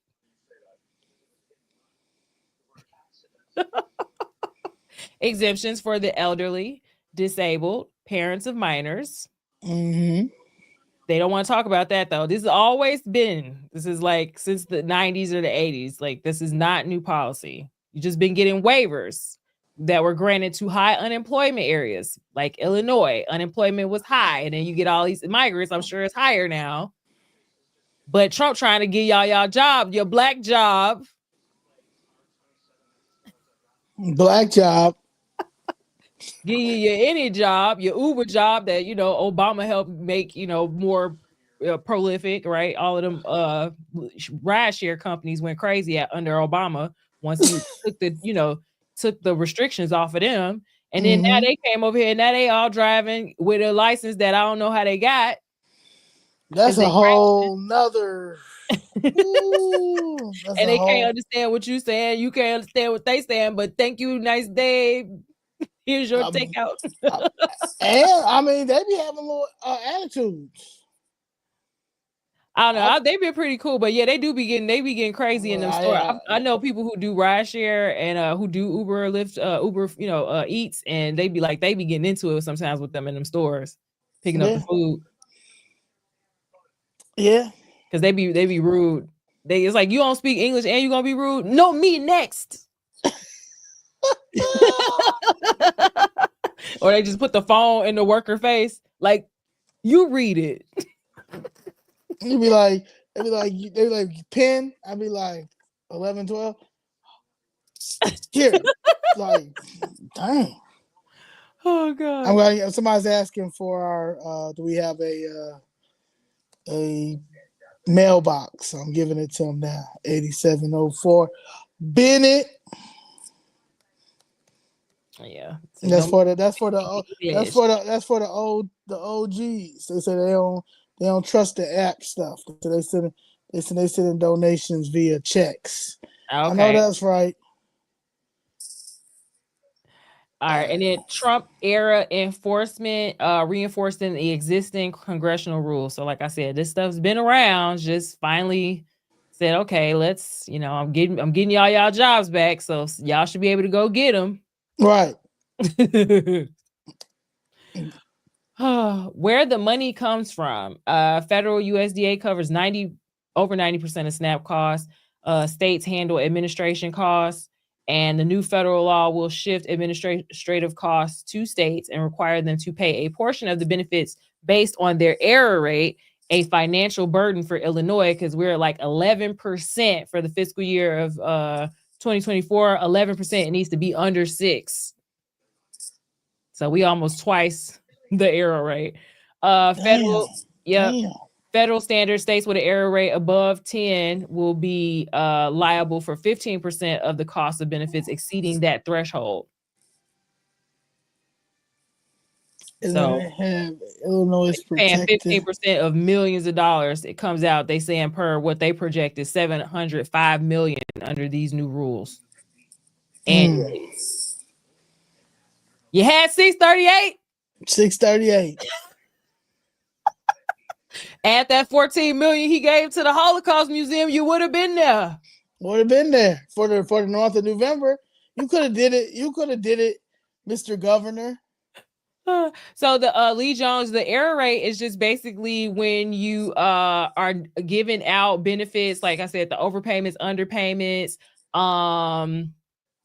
based on either customers not reporting correctly at like intake or redetermination interviews, or workers just making mistakes. But basically the agency is responsible for whatever is not being paid out correctly. So if you were supposed to get benefits and didn't get them, you got too much, you got too little, you were denied and were supposed to be approved, or approved and were supposed to be denied. Those are the errors. So they count up how many cases out of total cases are wrong, have those errors, and that's the error rate. Yeah. So out of every 100 of cases, you got 11 cases messed up. That's Does bad. anybody get in trouble for that or no? Yeah, I mean, we are constantly being, retrained, not necessarily in trouble, but like you're being retrained and they finding ways to punish us in a way, because now they know that they're going to have to actually pay for it. So, within the bounds of their law, they can, kind of make us uncomfortable in ways to be like, hey, y'all got to get that down. Like, yeah. But it's a union job, so there's only so much you can do as right? For now. Yeah. So a lot of ways that people get overpayments is when they get new earnings or new increased wages or unearned income. They don't report necessarily who lives in the home correctly. New or increased assets at midpoint reporting, which is in between the annual redeterminations at the 6-month mark.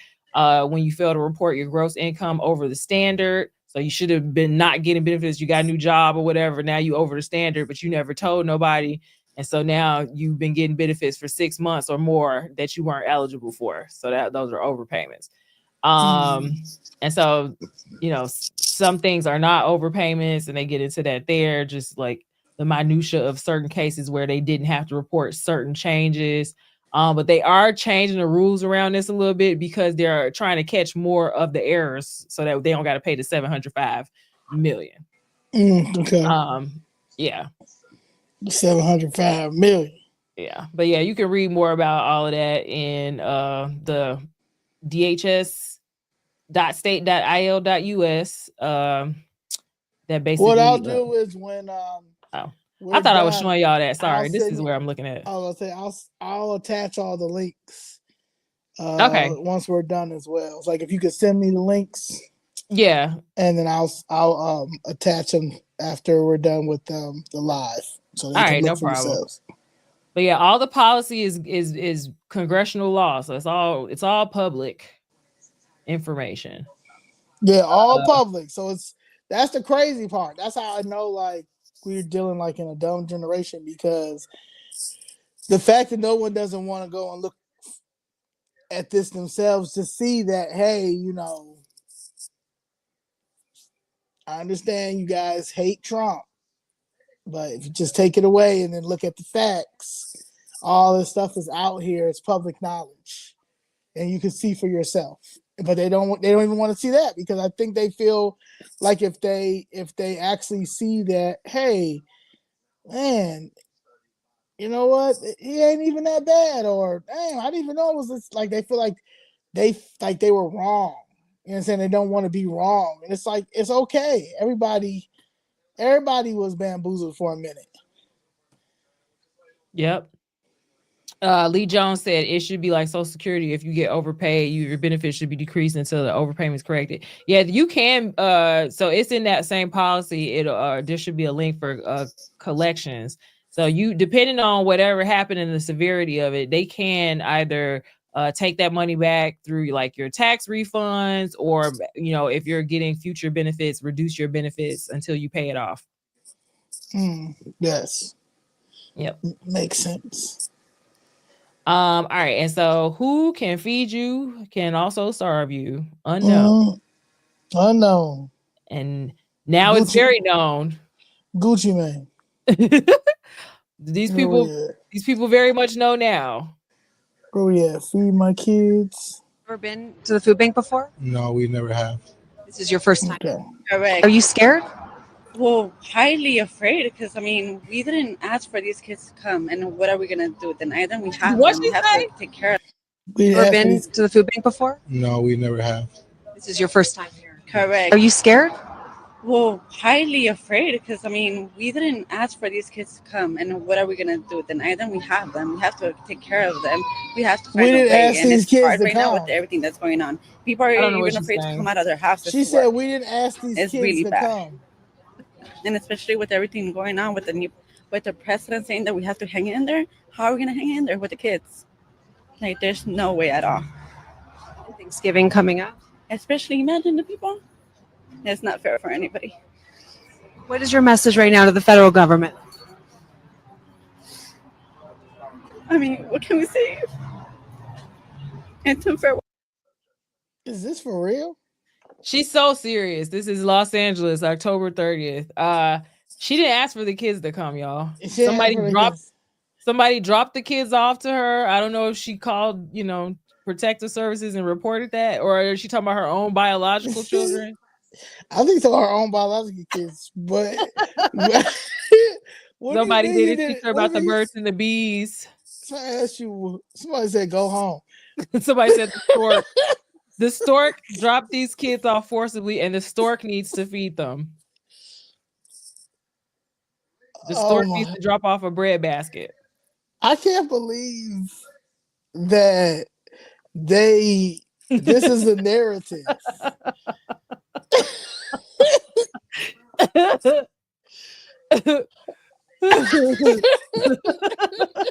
I didn't ask for them to steal my money. We didn't ask for you to come here. She didn't ask for. Wait till the kids see this. Jesus. We didn't ask for them to come.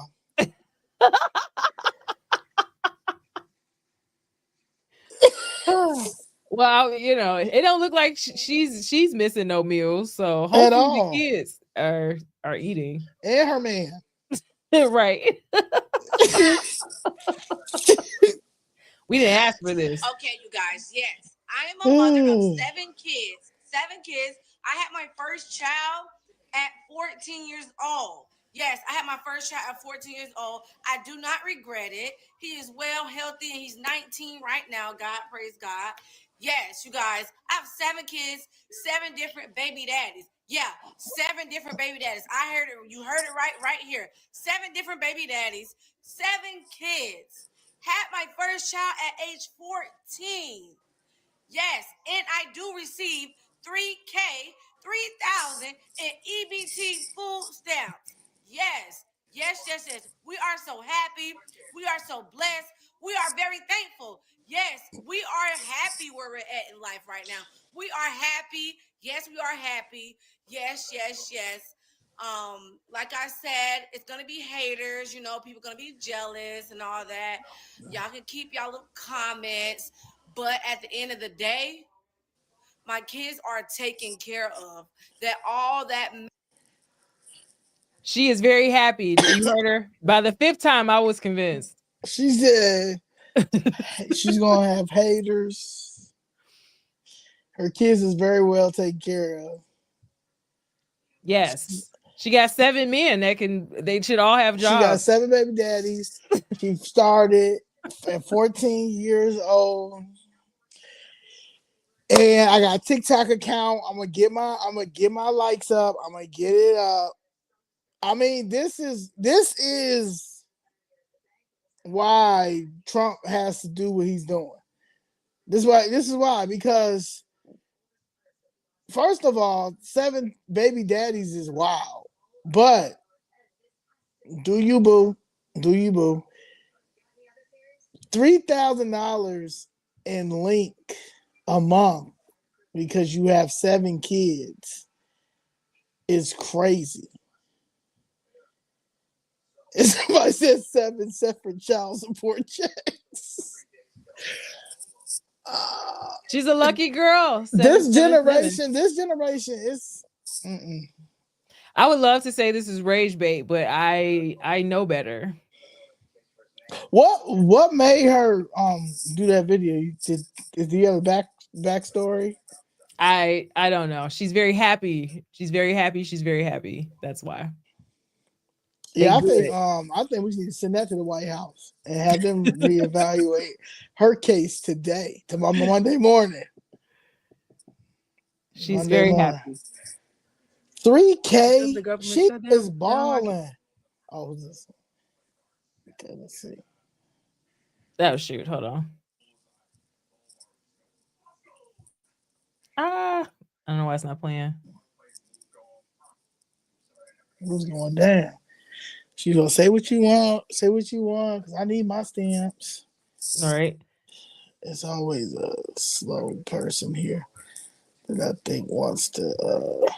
I don't know. They don't want to. All right, ladies. Now, food stamps getting ready to get cut off, and I hate to be the one to tell you this. I hate to be the burial of bad news, but I'm gonna need y'all to get out. The burial of bad news. The burial.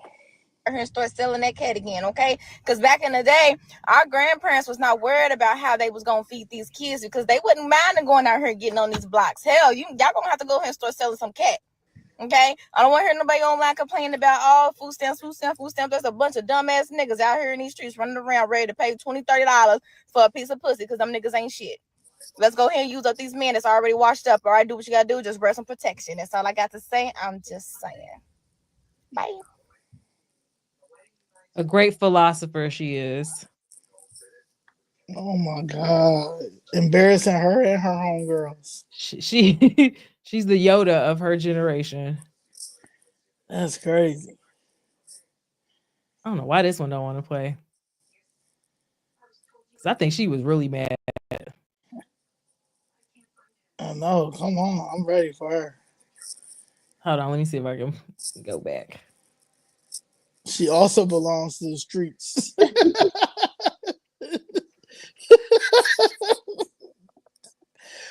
Woo, a lot of them belong to the streets.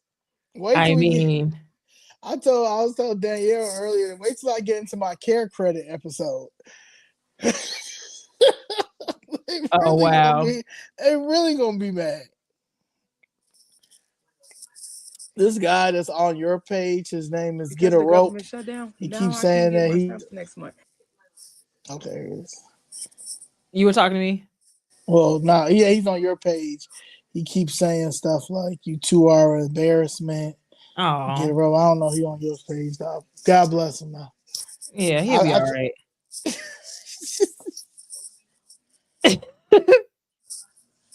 Because of the government shutdown, now I can't get my stamps for next month. How am I feed my 7 kids? I have 7 different baby daddies, and none of them no good for me. It's the taxpayers' jobs to make sure this happens. So taxpayers, y'all out there, I need y'all to make this happen next month. Okay, you've been warned. No, this right here, she need to go to jail. She need to go to jail. Like if she can't find a job in the next 60 days, I think she gotta go to jail. She gotta go to jail because at this point, that's 14 kids and just in these four TikToks. Well, the other ones, the burial of bad news is using protection, so we don't know what happened with her. The other one, she got 7 kids too with 7 baby daddies. Right, so, 7, and then plus we don't know how many she didn't ask for either. Yeah, so I'm just like, this is wild. This is wild. Hey, I think we need to turn them into to who do we report? who do you report? What do we? Yeah, I need to report them to people. And of course, we want to be fair and balanced, like CNN, and we want the brothers to chime in here. Okay. Hey, I'm gonna say this, and I'm gonna say it one time and one time. A lot of motherfuckers thinking it, but they ain't gonna say it. Listen here, I don't give a fuck about y'all losing y'all food stamp. I'm 25 with no motherfucking kids. I get up at 6 o'clock to go to work, and at the end of the work, I go coach kids. It's just not hard for you motherfuckers out here with kids. It's hard for us too. And no fucking way do I want my hard-earned tax money going towards you and your 9 fucking kids just because you couldn't get off your fucking back and go get a job or tell a motherfucker to wear a car. So no, I do not give a fuck because you're losing your benefits. Bitch, get off your ass, go get a job, do what the fuck you gotta do to raise your fucking kids because you fucking had them. I'm not paying for your fucking kids anymore. I don't give a fuck about that. Them kids can fucking starve. If you don't care enough to get off your ass and go feed them, why the fuck should my tax money have to do it? The using and abusing of the system is over because us motherfuckers who can't get SNAP benefits or free medical, bitch, we still gotta make a way. So if they've been saying fuck us for the longest, it's fuck y'all. Proud of motherfuckers getting a free pass and I'm over here busting my ass without no help. Bitch, you can do the same. Sorry you made poor life choices.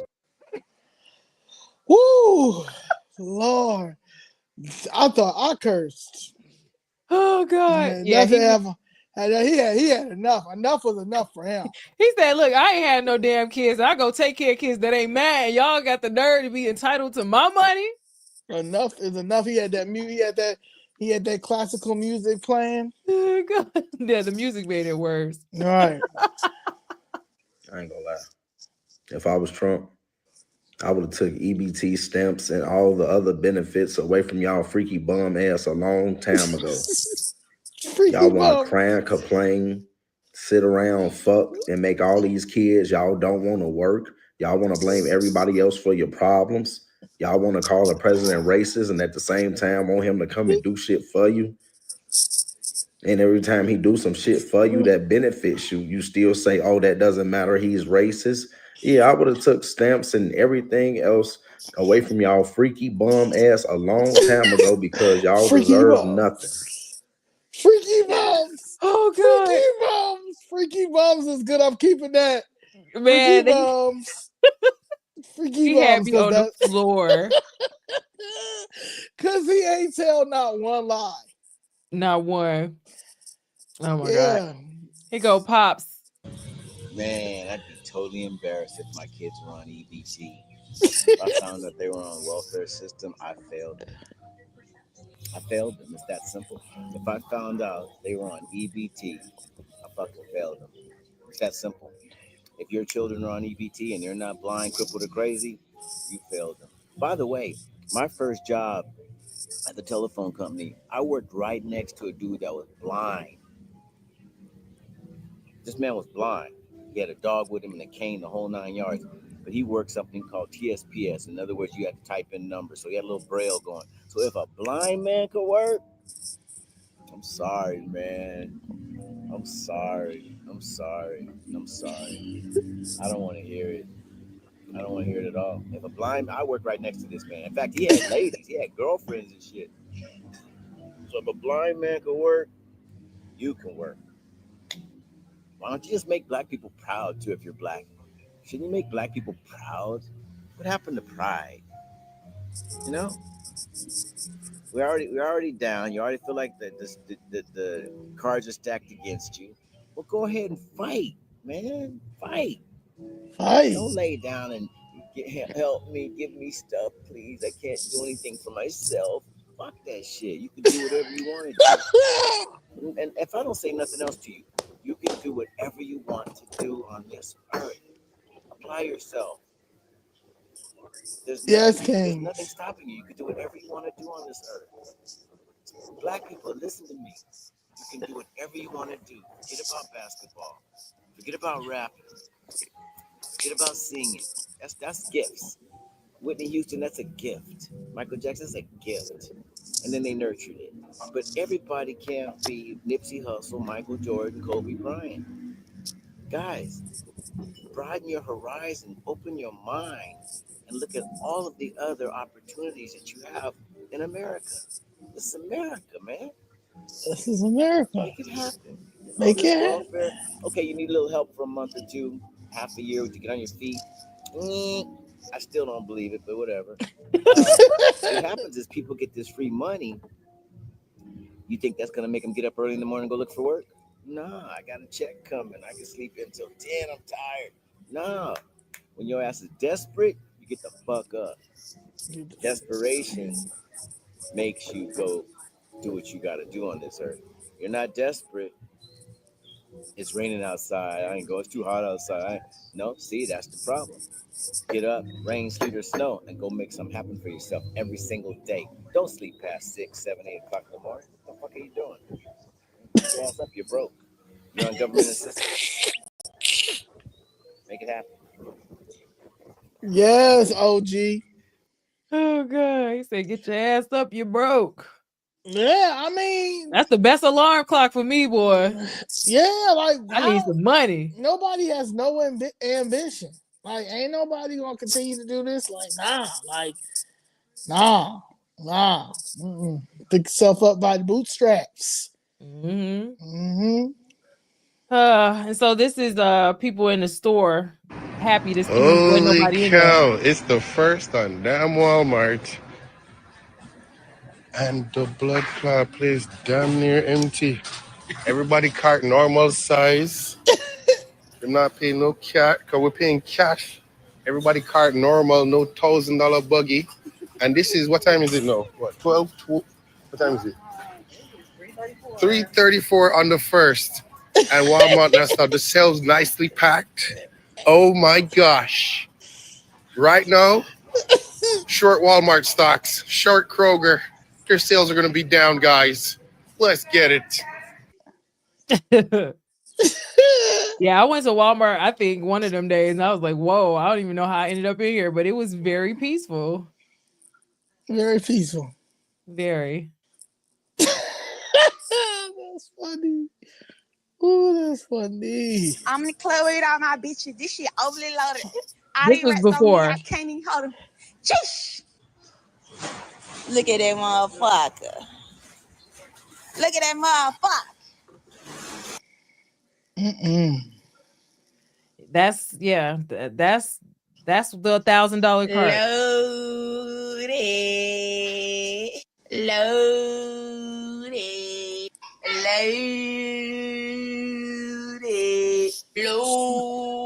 She had Takis. She got big snacks. She got so much snacks. Oh, she got the cheddar. She got the cheddar biscuit. Not too much on the meat, y'all. We couldn't get much meat because the refrigerator all the motherfucking packed. So what the fuck more can we do? But we're gonna have to go back and get some more shit because we still ain't loaded. Oh, no. Ain't a apple. It was some grapes in there. Oh, you saw a grape? Yeah, she had some grapes in there. I saw a grape Kool-Aid. He's so silly. No, it was some actual fresh grapes in there. I give her that.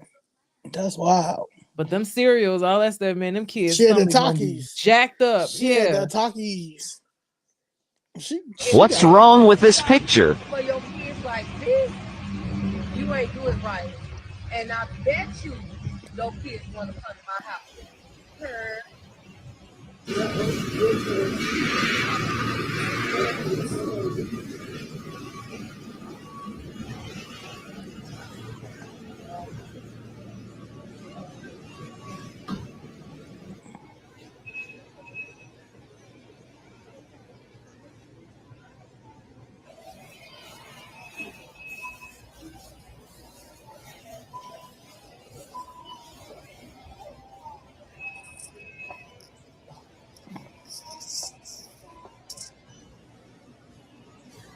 Oh, baby.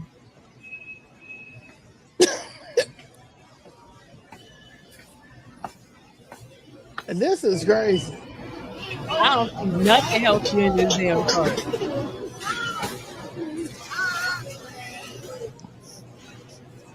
This is what you're supposed to call DHS. Watch this. Tell me your thoughts on this. Hold on.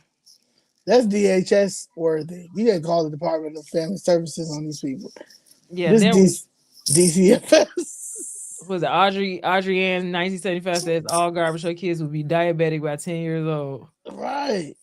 The majority of people benefiting from food stamps and welfare aren't even American citizens. 40 million people are set to lose their SNAP benefits with the government shutdown, and so leftists online are taking to their platforms and saying, well, now kids in red states aren't going to be able to eat. How do you like them apples? Except it's not really a genuine argument when you're lying, is it? You can very clearly see, according to a 2022 CIS.org study, 59% of illegals in America are currently benefiting from the welfare system, which includes things like Medicare and Medicaid. 52% of legal immigrants are also benefiting from welfare, whereas only 39% of natural-born U.S. citizens are currently receiving welfare. Per capita, I know that's a tough one for leftists to understand, per capita, the people receiving the most benefits are Afghans, Somali, Iraqi, Dominican, Caribbean, all the way before actual Americans. And I say actual Americans because these groups, by and large, don't come here looking for a better life. They come to take advantage of the system and don't contribute anything in return. They're a drain on the system. And if you can't see why us supplementing illegals with American tax dollars is a problem, then you're part of the problem. Yep. We got you, Granny. I see you. Yep. That's the same chart. Yep. And I was just going to say there, I know that there was a imbalance of videos of melanated people, shopping with their stamps, but for some reason, we're the only ones making all these videos showing ourselves in the store. Yeah, we are the only ones. So that's I was going to say that because I saw people saying like, "Are you just going?" And that's something a lot of people say too. Like, why are you only pointing out black? Because black want to make the content. White people, if they say more white people are on Snap, but white people aren't doing videos like this. Right. They go quietly push their card up out of there. And they probably ain't loaded. And they probably don't bring their tripod into the Walmart and set it up to give your Snap, to get your Snap content so you can get views, likes, and shares. Right.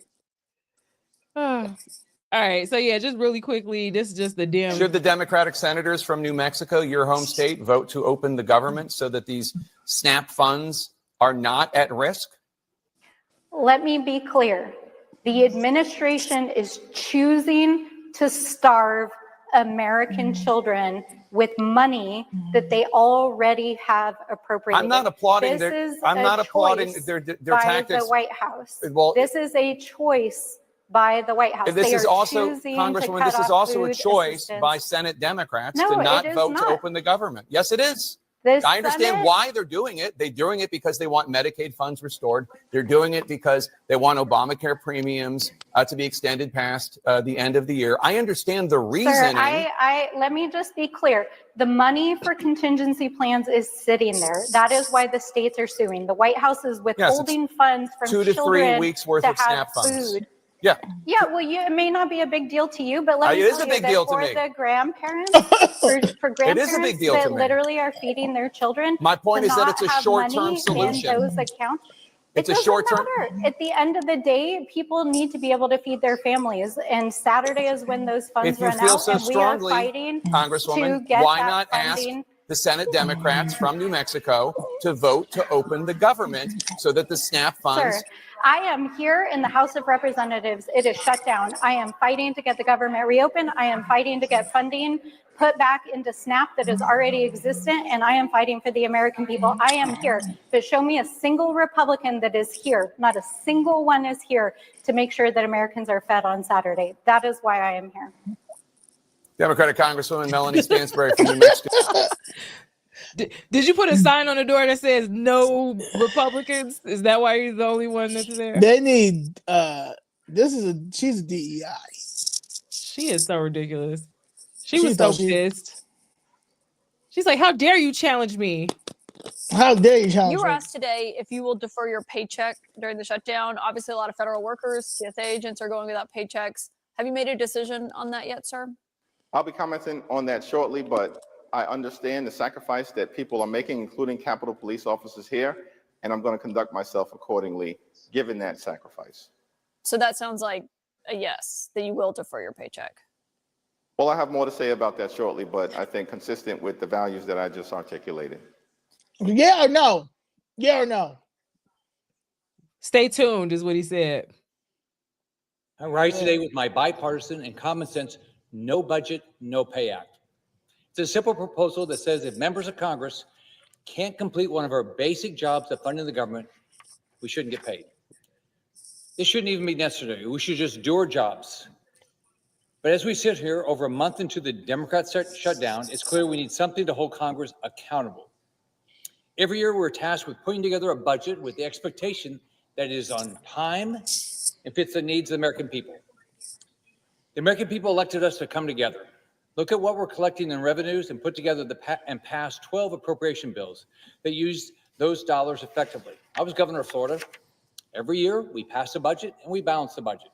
We did it on time. The last time Congress passed all 12 appropriation bills on time was, what's your guess? 3 decades ago. Congress has failed time and time again to do its most basic job. I came to the Senate to fix this. I ran on a plan to make Washington work better for families, which included my No Budget, No Pay Act. And I've been fighting to get this passed since I got here in 2019, and I've been met with resistance from many of my colleagues since I got up here. But unfortunately, Democrats have thrived in the dysfunction and have fought endlessly to keep the status quo. They passed massive spending bills after massive spending bill, which has caused massive inflation in this country. They've raised taxes and expanded government. We have now Mr. President, how much debt do you think we have now? $38 trillion. We're running $2 trillion a year deficits. Now they're using the same dysfunction to shut down our government. They're prioritizing a liberal wish list of the needs of the American people. Liberal wish. And they're more than happy, Right. it seems, to deprive federal workers, TSA, FAA, and law enforcement of their paychecks. While members of Congress still get their own paychecks. Democrats are happy to stop 40 million people from getting their SNAP benefits. I just can't imagine, little kids worried about where the meals are going to come tonight.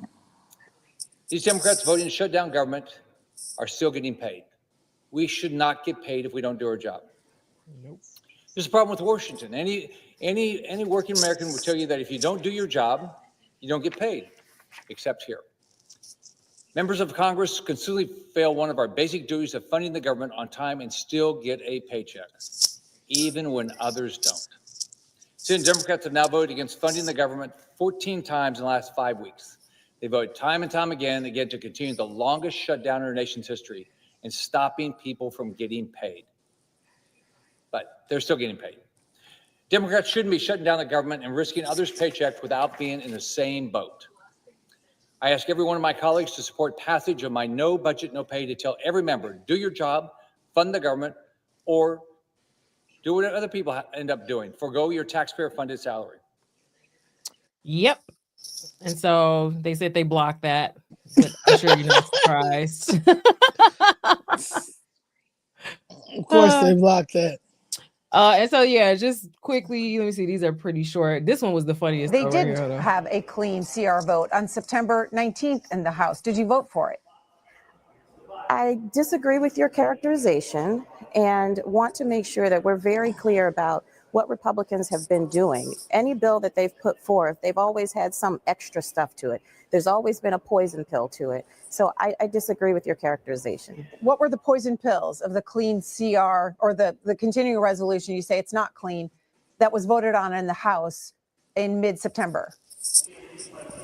Here's what's important. I think what you're trying to do is shift the responsibility to Democrats. Janelle, she's from Oregon City. So basically, you don't even know. Janelle don't know what she's doing. She's like, wait a minute, not you tried to, right? She's a straight area. Not you tried to ask me something I wasn't ready to answer. Um, yeah, so this was just one of the union presidents saying that this is She's a straight airhead. yeah that This they're not whole feeling fiasco this. need to be resolved. It need to be ended, and people need to do their job, right? And if people are doing their job, guess what? America wouldn't be hungry. Guess what? Federal employees wouldn't be standing in lines to get food. People just need to do their job. So is your message right now to Democrats in the Senate open to reopen the government and then get back to work? Is that what you're saying? Absolutely. I'm saying that the American workforce should be at work providing the services for the American people, and in the process, they should get paid because they're just like the rest of America. 65% of America live from paycheck to paycheck. And when these employees are providing the services for the American people, they should get paid so that they can make sure that that single mom that I've talked to over the course of the last few weeks that need to make sure that they have child care taken care of. They need medication, mortgages are due, they need gas to put in their car to go to work. So sure, I'm saying that it needs to be resolved, and it needs to be resolved now. Yep, and so many those people who've been laid off, they can't, so now you ain't had a check in 2 pay periods, a whole month. Mhm. Not so you definitely already a month behind on pretty much, mortgage, rent, car note, whatever. And then you can't even get food stamps. Can't even get food stamps. Like that's beyond cruel. Democrats are still out trying to convince you that this is somehow Republicans' fault. But the facts are the facts, and the American people can see that very clearly. They see the truth. We brought you a handy scorecard here so you can, follow the votes. I mean, this is very simple. The votes to pay the troops and federal workers and continue SNAP benefits and get air traffic controllers and Border Patrol agents paid. This is the vote tally. You see the dates here. The House did our work back on September 19th, and Republicans voted yes. Democrats voted no on all those things. And the Senate has now done it an additional 13 times. These are the votes. No one can say that this is in any way the fault of Republicans. We have a clean, simple bill, and everybody knows it. House and Senate Democrats are openly admitting that this is their shutdown. You have seen the highlight reel of all of them stumbling into admitting that. And yet they're also incoherently claiming that the shutdown is somehow on the fault of the other party. And the people aren't buying it. And that's why the polling continues to show that the approval of Republicans in Congress is rising with each passing day. And the Democrats, at the same time, Democrats in Congress have the lowest approval rating they have ever had since polling began, since recorded polling began on these metrics.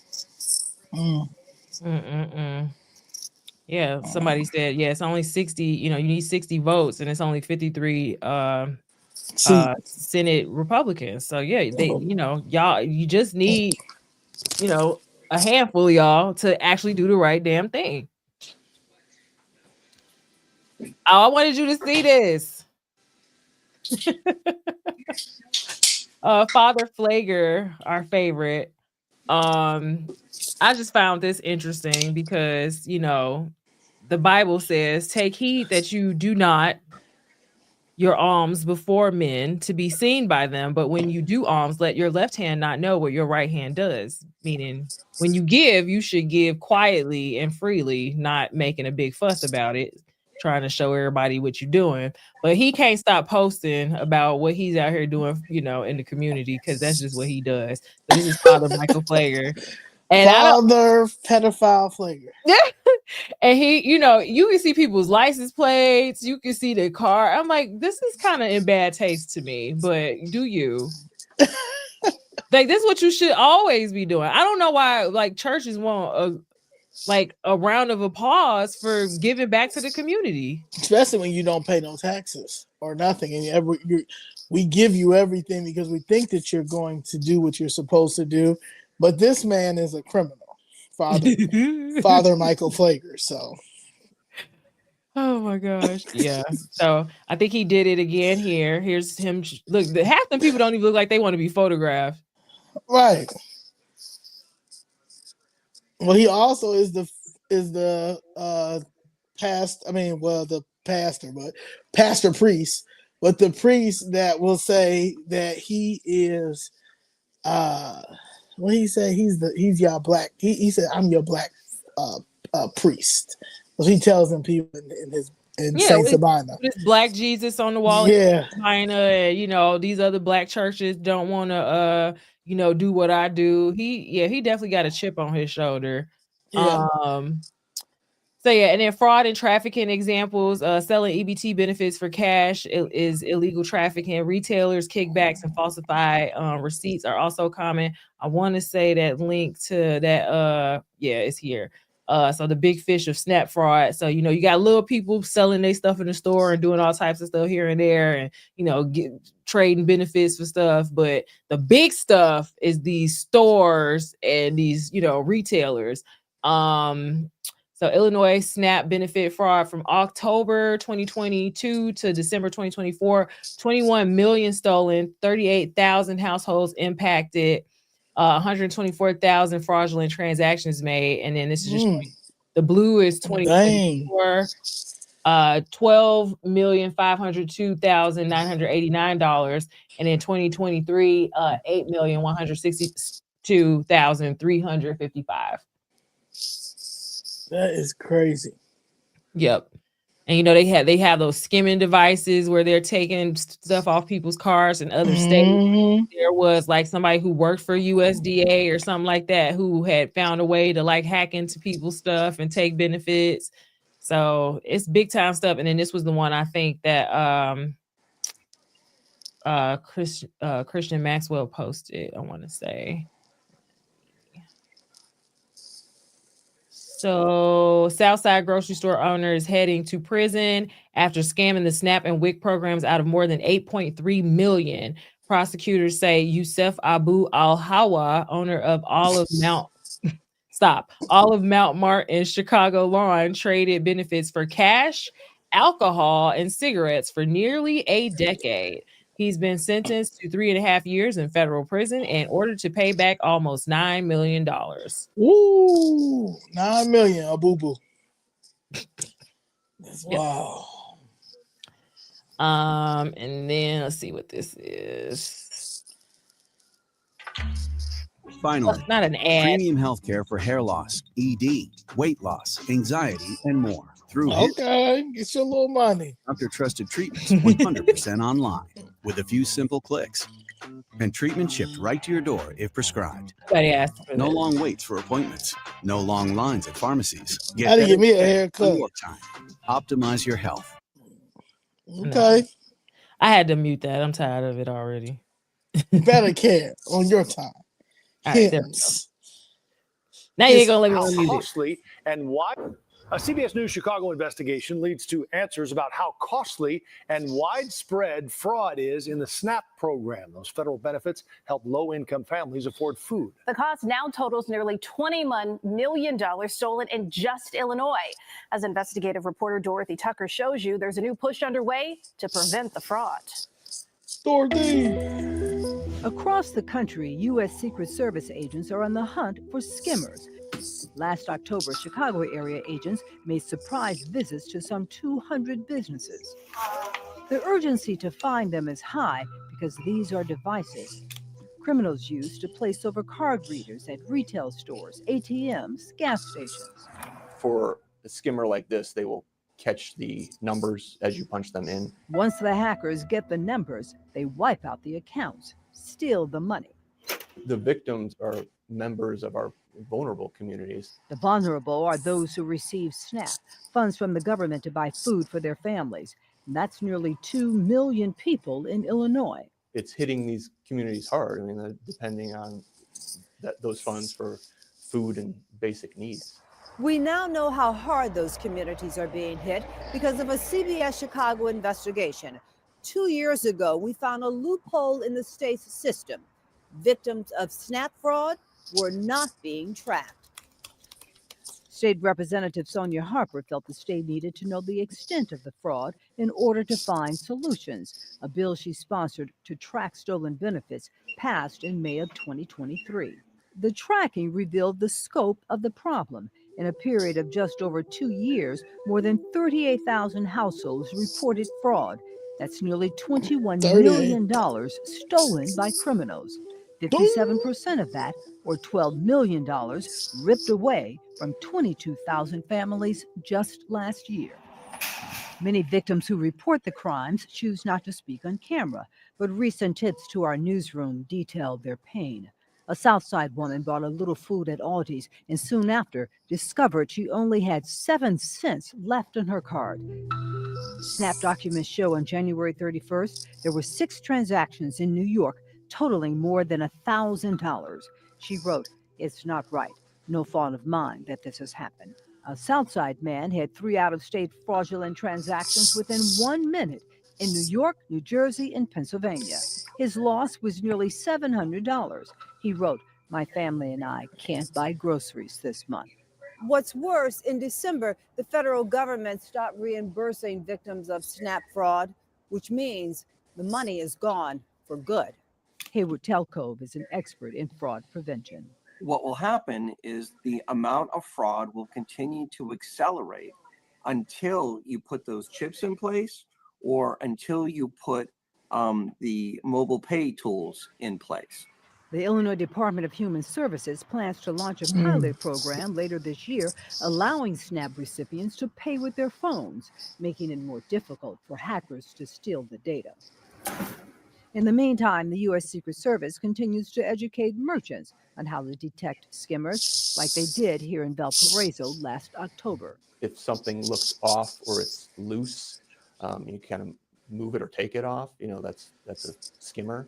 There are also things the public can do to protect themselves. Change your settings to block out state transactions. Turn off the card immediately after a purchase. And if you don't shop online, block internet transactions. Thank you. Thank you. Dorothy Tucker, CBS News, Chicago investigators. That Secret Service operation in the Chicago area last year found 6 skimming devices, all in Cook County. Where? I wonder where. Abu al-Halal store, probably one of them. Yes. Cousin. Oh, God. Yeah. Dang. So that's why, you definitely want to use that app and lock your card, freeze it. So just have it frozen until you're ready to make a transaction because, they not reimbursing them benefits anymore. They did it for a brief minute, which I was surprised that they even started doing it. But then they stopped. So, you lose it, it's gone. And I think we almost at the end. I just want to go through these last ones. It says breaking news. Supreme Court issues emergency order to block full SNAP food aid payments. Supreme Court Justice Brown Jackson on Friday granted the Trump administration's emergency appeal to temporarily block a court order to fully fund SNAP food aid payments amid the government shutdown. So, layman's terms, the Supreme Court backed Trump up and stating that his appeal was on good grounds that he can't be forced to pay the full payment. Am I understanding that correctly? Yes, and Judge Patrice Brown. Right, which she probably don't know what she was talking about, but she seemingly is always lost.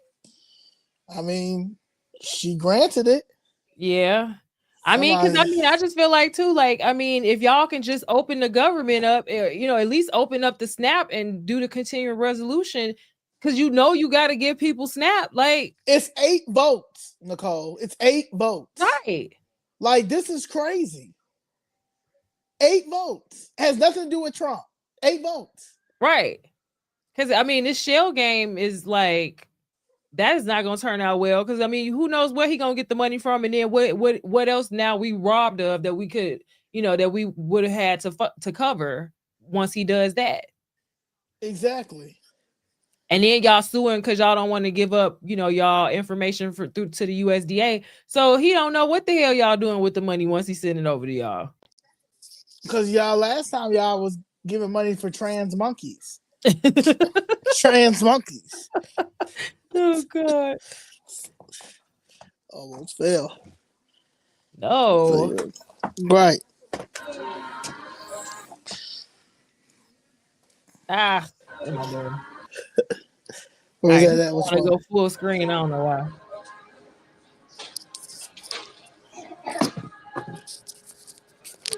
Said people without EBT. People with EBT. Right. And I know I sure be like, who added this to my cart? You know how many people I've seen sell food stamps?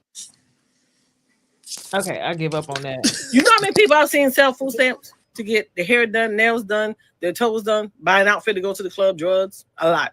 If I've seen it, other people seen it. You know what? That's why people don't give two fucks. I've seen people, women, get a new man. The man got the food stamp. Now, the food stamp is for her and her kids. The man has the food stamp card and he in the grocery store buying shit that he wants. People see that shit. You know what? They don't give two fucks. You know, some kids go to school and get breakfast and lunch, no dinner, because mama done sold the food stamps for shit that she wanted. Dumb people don't give two fucks. And people are saying, well, what about my kids? Well, yeah. What about your kids when you had the food stamps? You out there selling them. What did you think about your children then? The fucked up shit that people do, people see that. So now people are like, I don't care. Life is about to start life for a lot of people. But don't get mad when people don't give two fucks. Because we see so many people out there abusing that shit that they be like, I don't give a shit. You know, what about my kids? What about your kids? When you was out there doing that fucked up shit with them food stamps, what about your kids then? I mean, I'm gonna fuck with y'all. Like, what'd you say? No, this is true.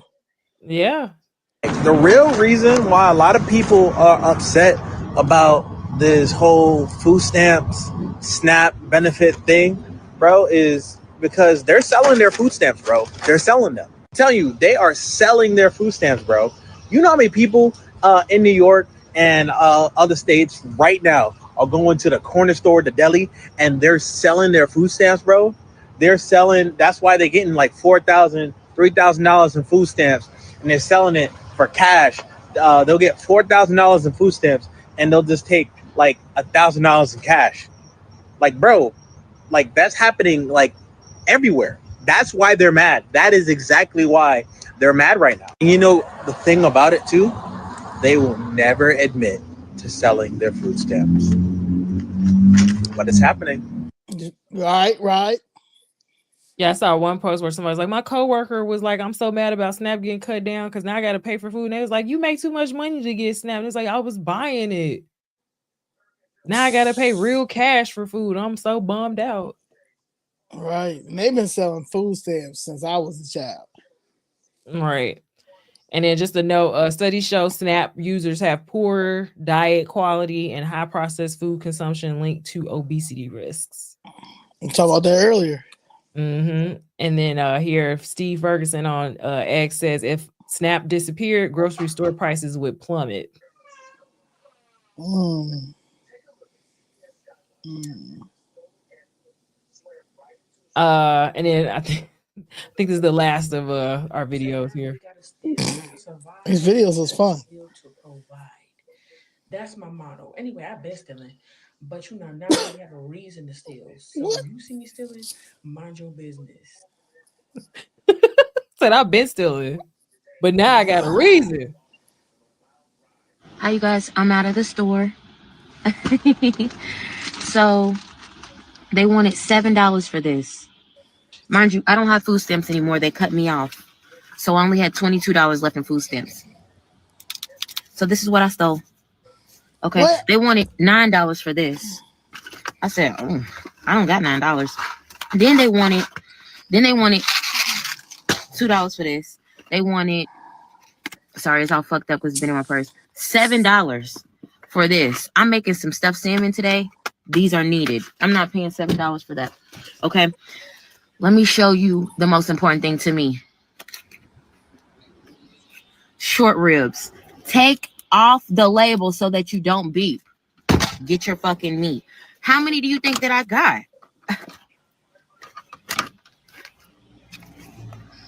How many short ribs is that? And can I be real? More y'all bitch ass niggas should have started taking shit from the motherfucking corporations a long time ago. Y'all just didn't have that shit in your motherfucking bones. Get out there and get in the motherfucking field like I told you. Everything out here is yours. Whether or not you take it, they call that shit free will. I call that shit eminent domain. You know what I'm saying? One thing I learned from the white men, take it! Hey, now! Take it! I don't don't give a fuck who's already sitting there. I don't give a fuck if your land was already established. Bitch, it's mine now, and I want it. That is what we should be preaching in the land to the fucking masses. Act more like a white man. Take it for yourself, bitch, and you won't be worried about who don't got it. You see what I'm saying? Get out there and radish. Did she say radish? I wanted to show you guys something else because I know I pissed you hoes off. Well, I just left the store again. Yeah. Not the sea balls. $50. Sea balls. She stole $20. Yeah. Yeah. That bio oil be hitting. Yeah. I took it. She wildin'. All of that shit is mine. Fuck you guys. Be mad if you want to. Like, I understand the spirit, but we're not going to use it for short ribs, like, body oil, sea moss. Like, we're like this. You gotta be a little bit more. You gotta have a little more finesse and ambition. It's gotta, yeah. Like her entrepreneurial spirit is just falling a little flat. Yeah. She said, because I call it eminent domain. Girl. Oh, God. I'm just hoping that was just rage bait. Let me tell y'all something. Those that's talking about going out there making them videos, talking about y'all gonna rob them people's stores because they done cut them SNAP benefits. Let me tell you something. You go out there, you gonna get them folks every legal right to bop you across your head. Baby, they're gonna be justified in bopping you across your head. You better learn how to cook some quick, cheap, easy meals. You could take some tuna, some cream of mushroom, peas, and throw some noodles in it. You want to get fancy, crumble some crackers on the top. You got tuna casserole. You can take you some beans. I don't care if it's black bean, pinto beans. If you don't know how to make them homemade, you can buy them in the can from the Dollar Tree with some rice, baby, and you got beans and rice. Get you some cornmeal, honey, a little bit of oil, make some hot skillet cornbread. And you can take some peanut butter with some jelly and make a sandwich, grilled cheese with some bread, honey, and get your tomato soup. You got a meal and sit down somewhere. Don't go out in them streets because they're going to bop y'all in the head. Don't do it. Yes. Right. Because what we just listened to beforehand. Right. She definitely. I was like, that gotta be rage bait because ain't no way she went in there and went back and took some sea moss and some bio oil. She wilding. So all my cousins in Missouri, y'all entire SNAP benefits will be shut down in November. Nobody will qualify for any type of assistance November 1st. Yeah, they claim it's because of the government shutdown, but no matter how it goes, I'm going to tell you why you're going to be able to survive with this shutdown. Okay, so check it. Me, I'm a mom who is very much kept. I didn't want to go to work. Okay, I stayed at home with my kids, 4 children. My husband worked. Okay, so that's a family of 6. We have not had food stamps for over a year. And yes, we pay the rents that you pay too. We have figured out what we had to release in order to gain. Follow me, okay? So if you are new to me, if I'm just popping up on your page, hey, I'm Dominique. Welcome to the Nash House Brand, okay? I had my car repoed because I couldn't afford it. I was homeless before that, so I'm not going to go back to being homeless, right? Right. I gave up the car. Car was $600 a month. The insurance was $400 a month. Plus always putting gas in that mug. Plus maintenance. You feel me? Okay. Where we live at, pay $1,800 a month. I know, asinine. And the place has been up since 1984. But you know what? We need a shelter. Check. But do we really need this car? You're going to say, yeah, because I need to get around. No, you have a bus, a train system. You have Lyft, you have Uber. In St. Louis, you have Via, which is rideshare. So you're going to have to learn how to get along with people. Okay. Then you have your feet. Your feet. God bless you with feet. Walk. Get your fat ass up and go out and walk. Then your hip won't be hurting. You won't be so fucking fat, because I used to be 400 pounds. Now that my ass got to walk everywhere, now I'm 186. But anyway, okay? Not to mention if you ride a bike, a scooter. What's them little things that be everywhere downtown? Is that the scooter thing? Yeah, scooter. Get on them motherfuckers. Y'all gotta stop being dependent on the system, man. Make the decisions to release something so you can gain something else. When I release that car, when I release car insurance, because it's a scam. When I release having to pay personal property tax, because y'all ain't paying them, but y'all still riding around in that car that ain't been registered since 2020. Okay? Leave that shit alone. Let that car go. You'll be able to feed yourself and start planning. You don't have to buy food for a month, baby. You only in the day. Wake up that day. Thank the Lord. Say, Creator, God, I thank you for this day. I thank you for the magic that's going to happen for me today. Look yourself in the mirror and say, I got this. And God will help you provide and find out what you're going to eat for that day. You don't need to buy food for 30 days, baby, because 30 days ain't promised. Y'all ain't feeling me. You only get one day. Stop thinking about everything ahead, because that provides anxiety. Stop focusing on what's in the past, because that provides trauma. And live in today. That's how you're going to be able to get over that hump. And it only takes 30 days for you to do something for it to be your new normal. Now, y'all walk. Because if you from St. Louis and you still watching this video, you ain't new to this. You ain't new to this. We came from the hood where we had nothing but scraps. So y'all need to get on your job. Save your money. Look at what you eating. Okay? I stopped buying all the meat like we've been programmed to do. Oh, I need 10 pounds of ground beef for the month. I need 15 pounds of chicken. Nah. Okay, take you some days where you don't eat meat.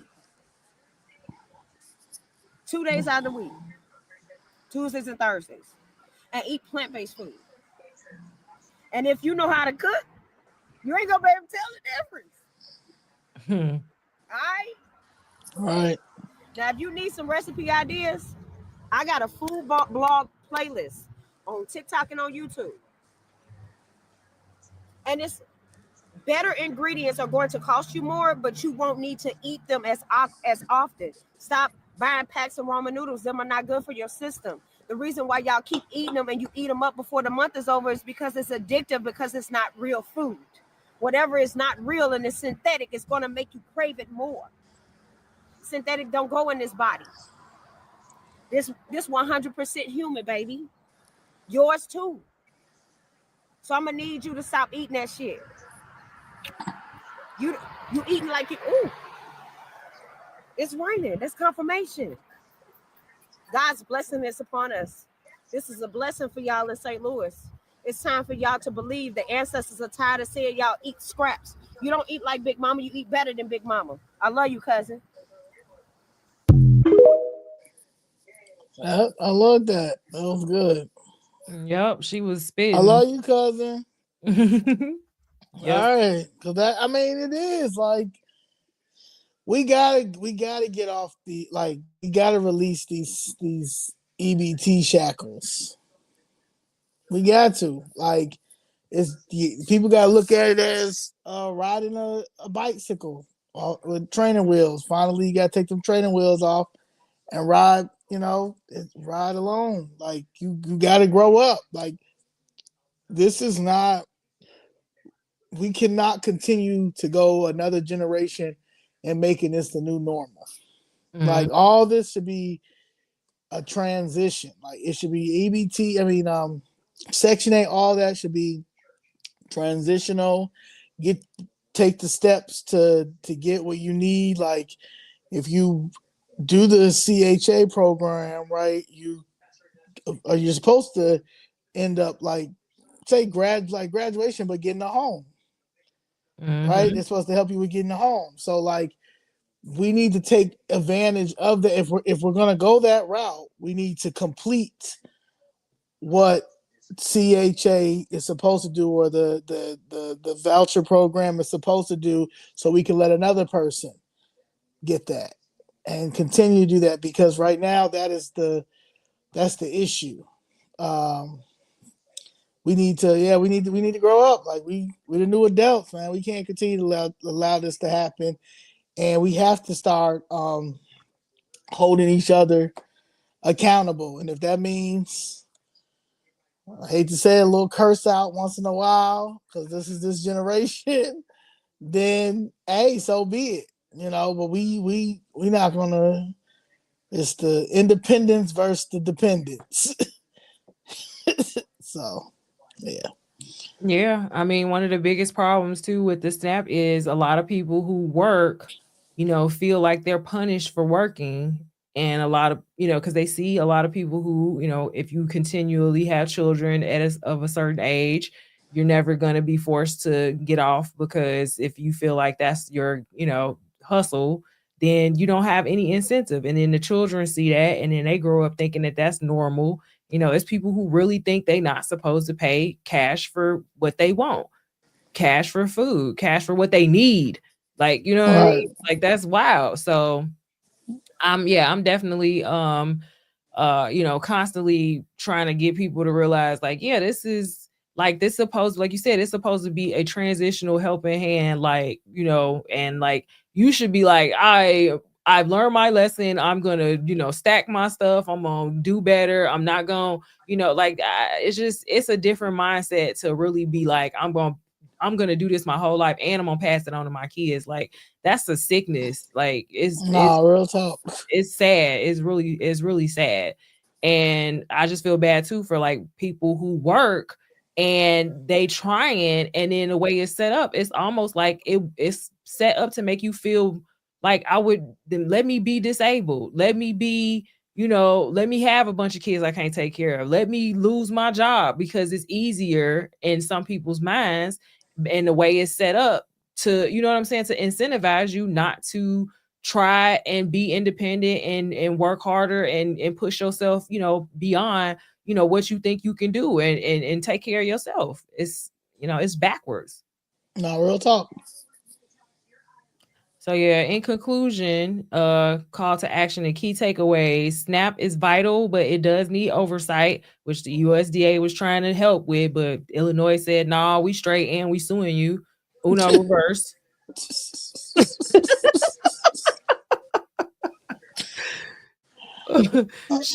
Shutdowns expose fragility of dependency.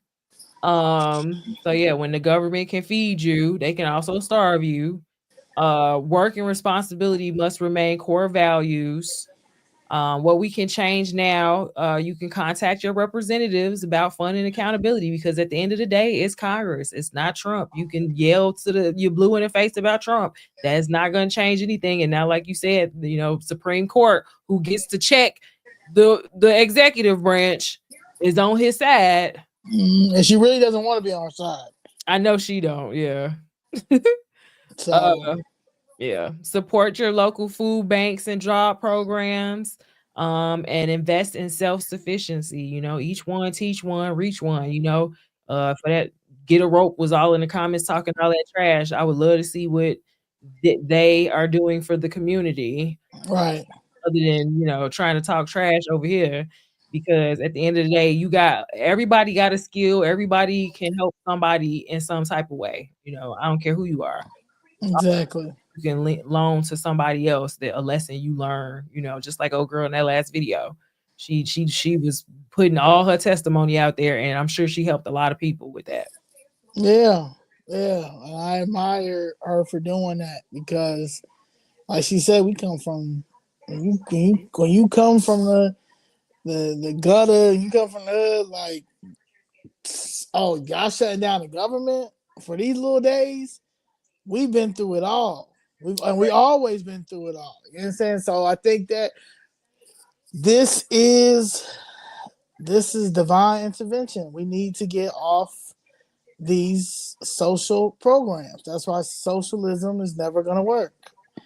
It's not going to work. It's not going to work. And as you see, social services are being abused, and they've always been abused. But now people have to face it.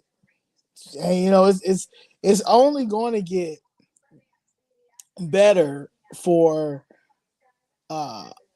us because the ones who are with Trump dismantling the establishment and exposing everything that we've all known. Everybody, even decades ago, like everybody knew that what they were doing, all the fraud and all those things. But now to actually, like, every day we don't know what's going to happen because is he going to do another investigation on another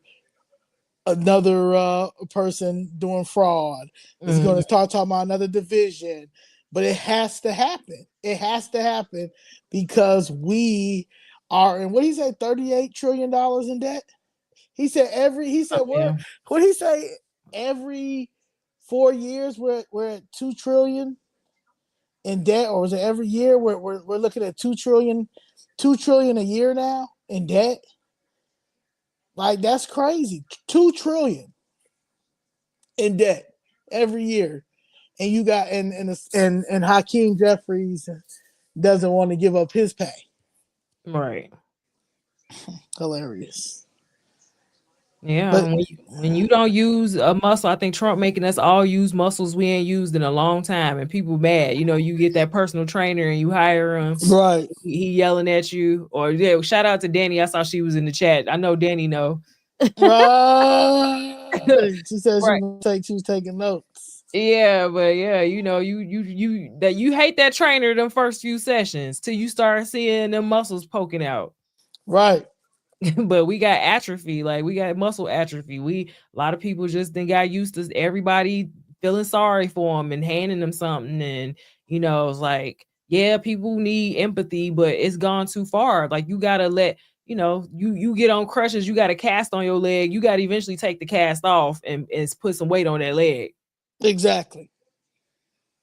Yeah. So I appreciate everything that President Trump is doing. And like Go Red USA says, we need different representation in 2026 and in our government. And yeah, it's time. It's time to we gotta revamp all this. And that's what Chicago Flips Red, that's our goal to do in the state of Illinois, in the city of Chicago, and the county of the Cook and the Cook of the county. Yes. And Nicole, thank you for this great deck. This is, you did one Try to good find one. a black farmer. Yeah. Because that's what y'all need too. We got to get some farms. Right. Shout out to DP Damien. I see him in the chat. Hey, but Damien. yes. So yeah. Somebody asked for the website.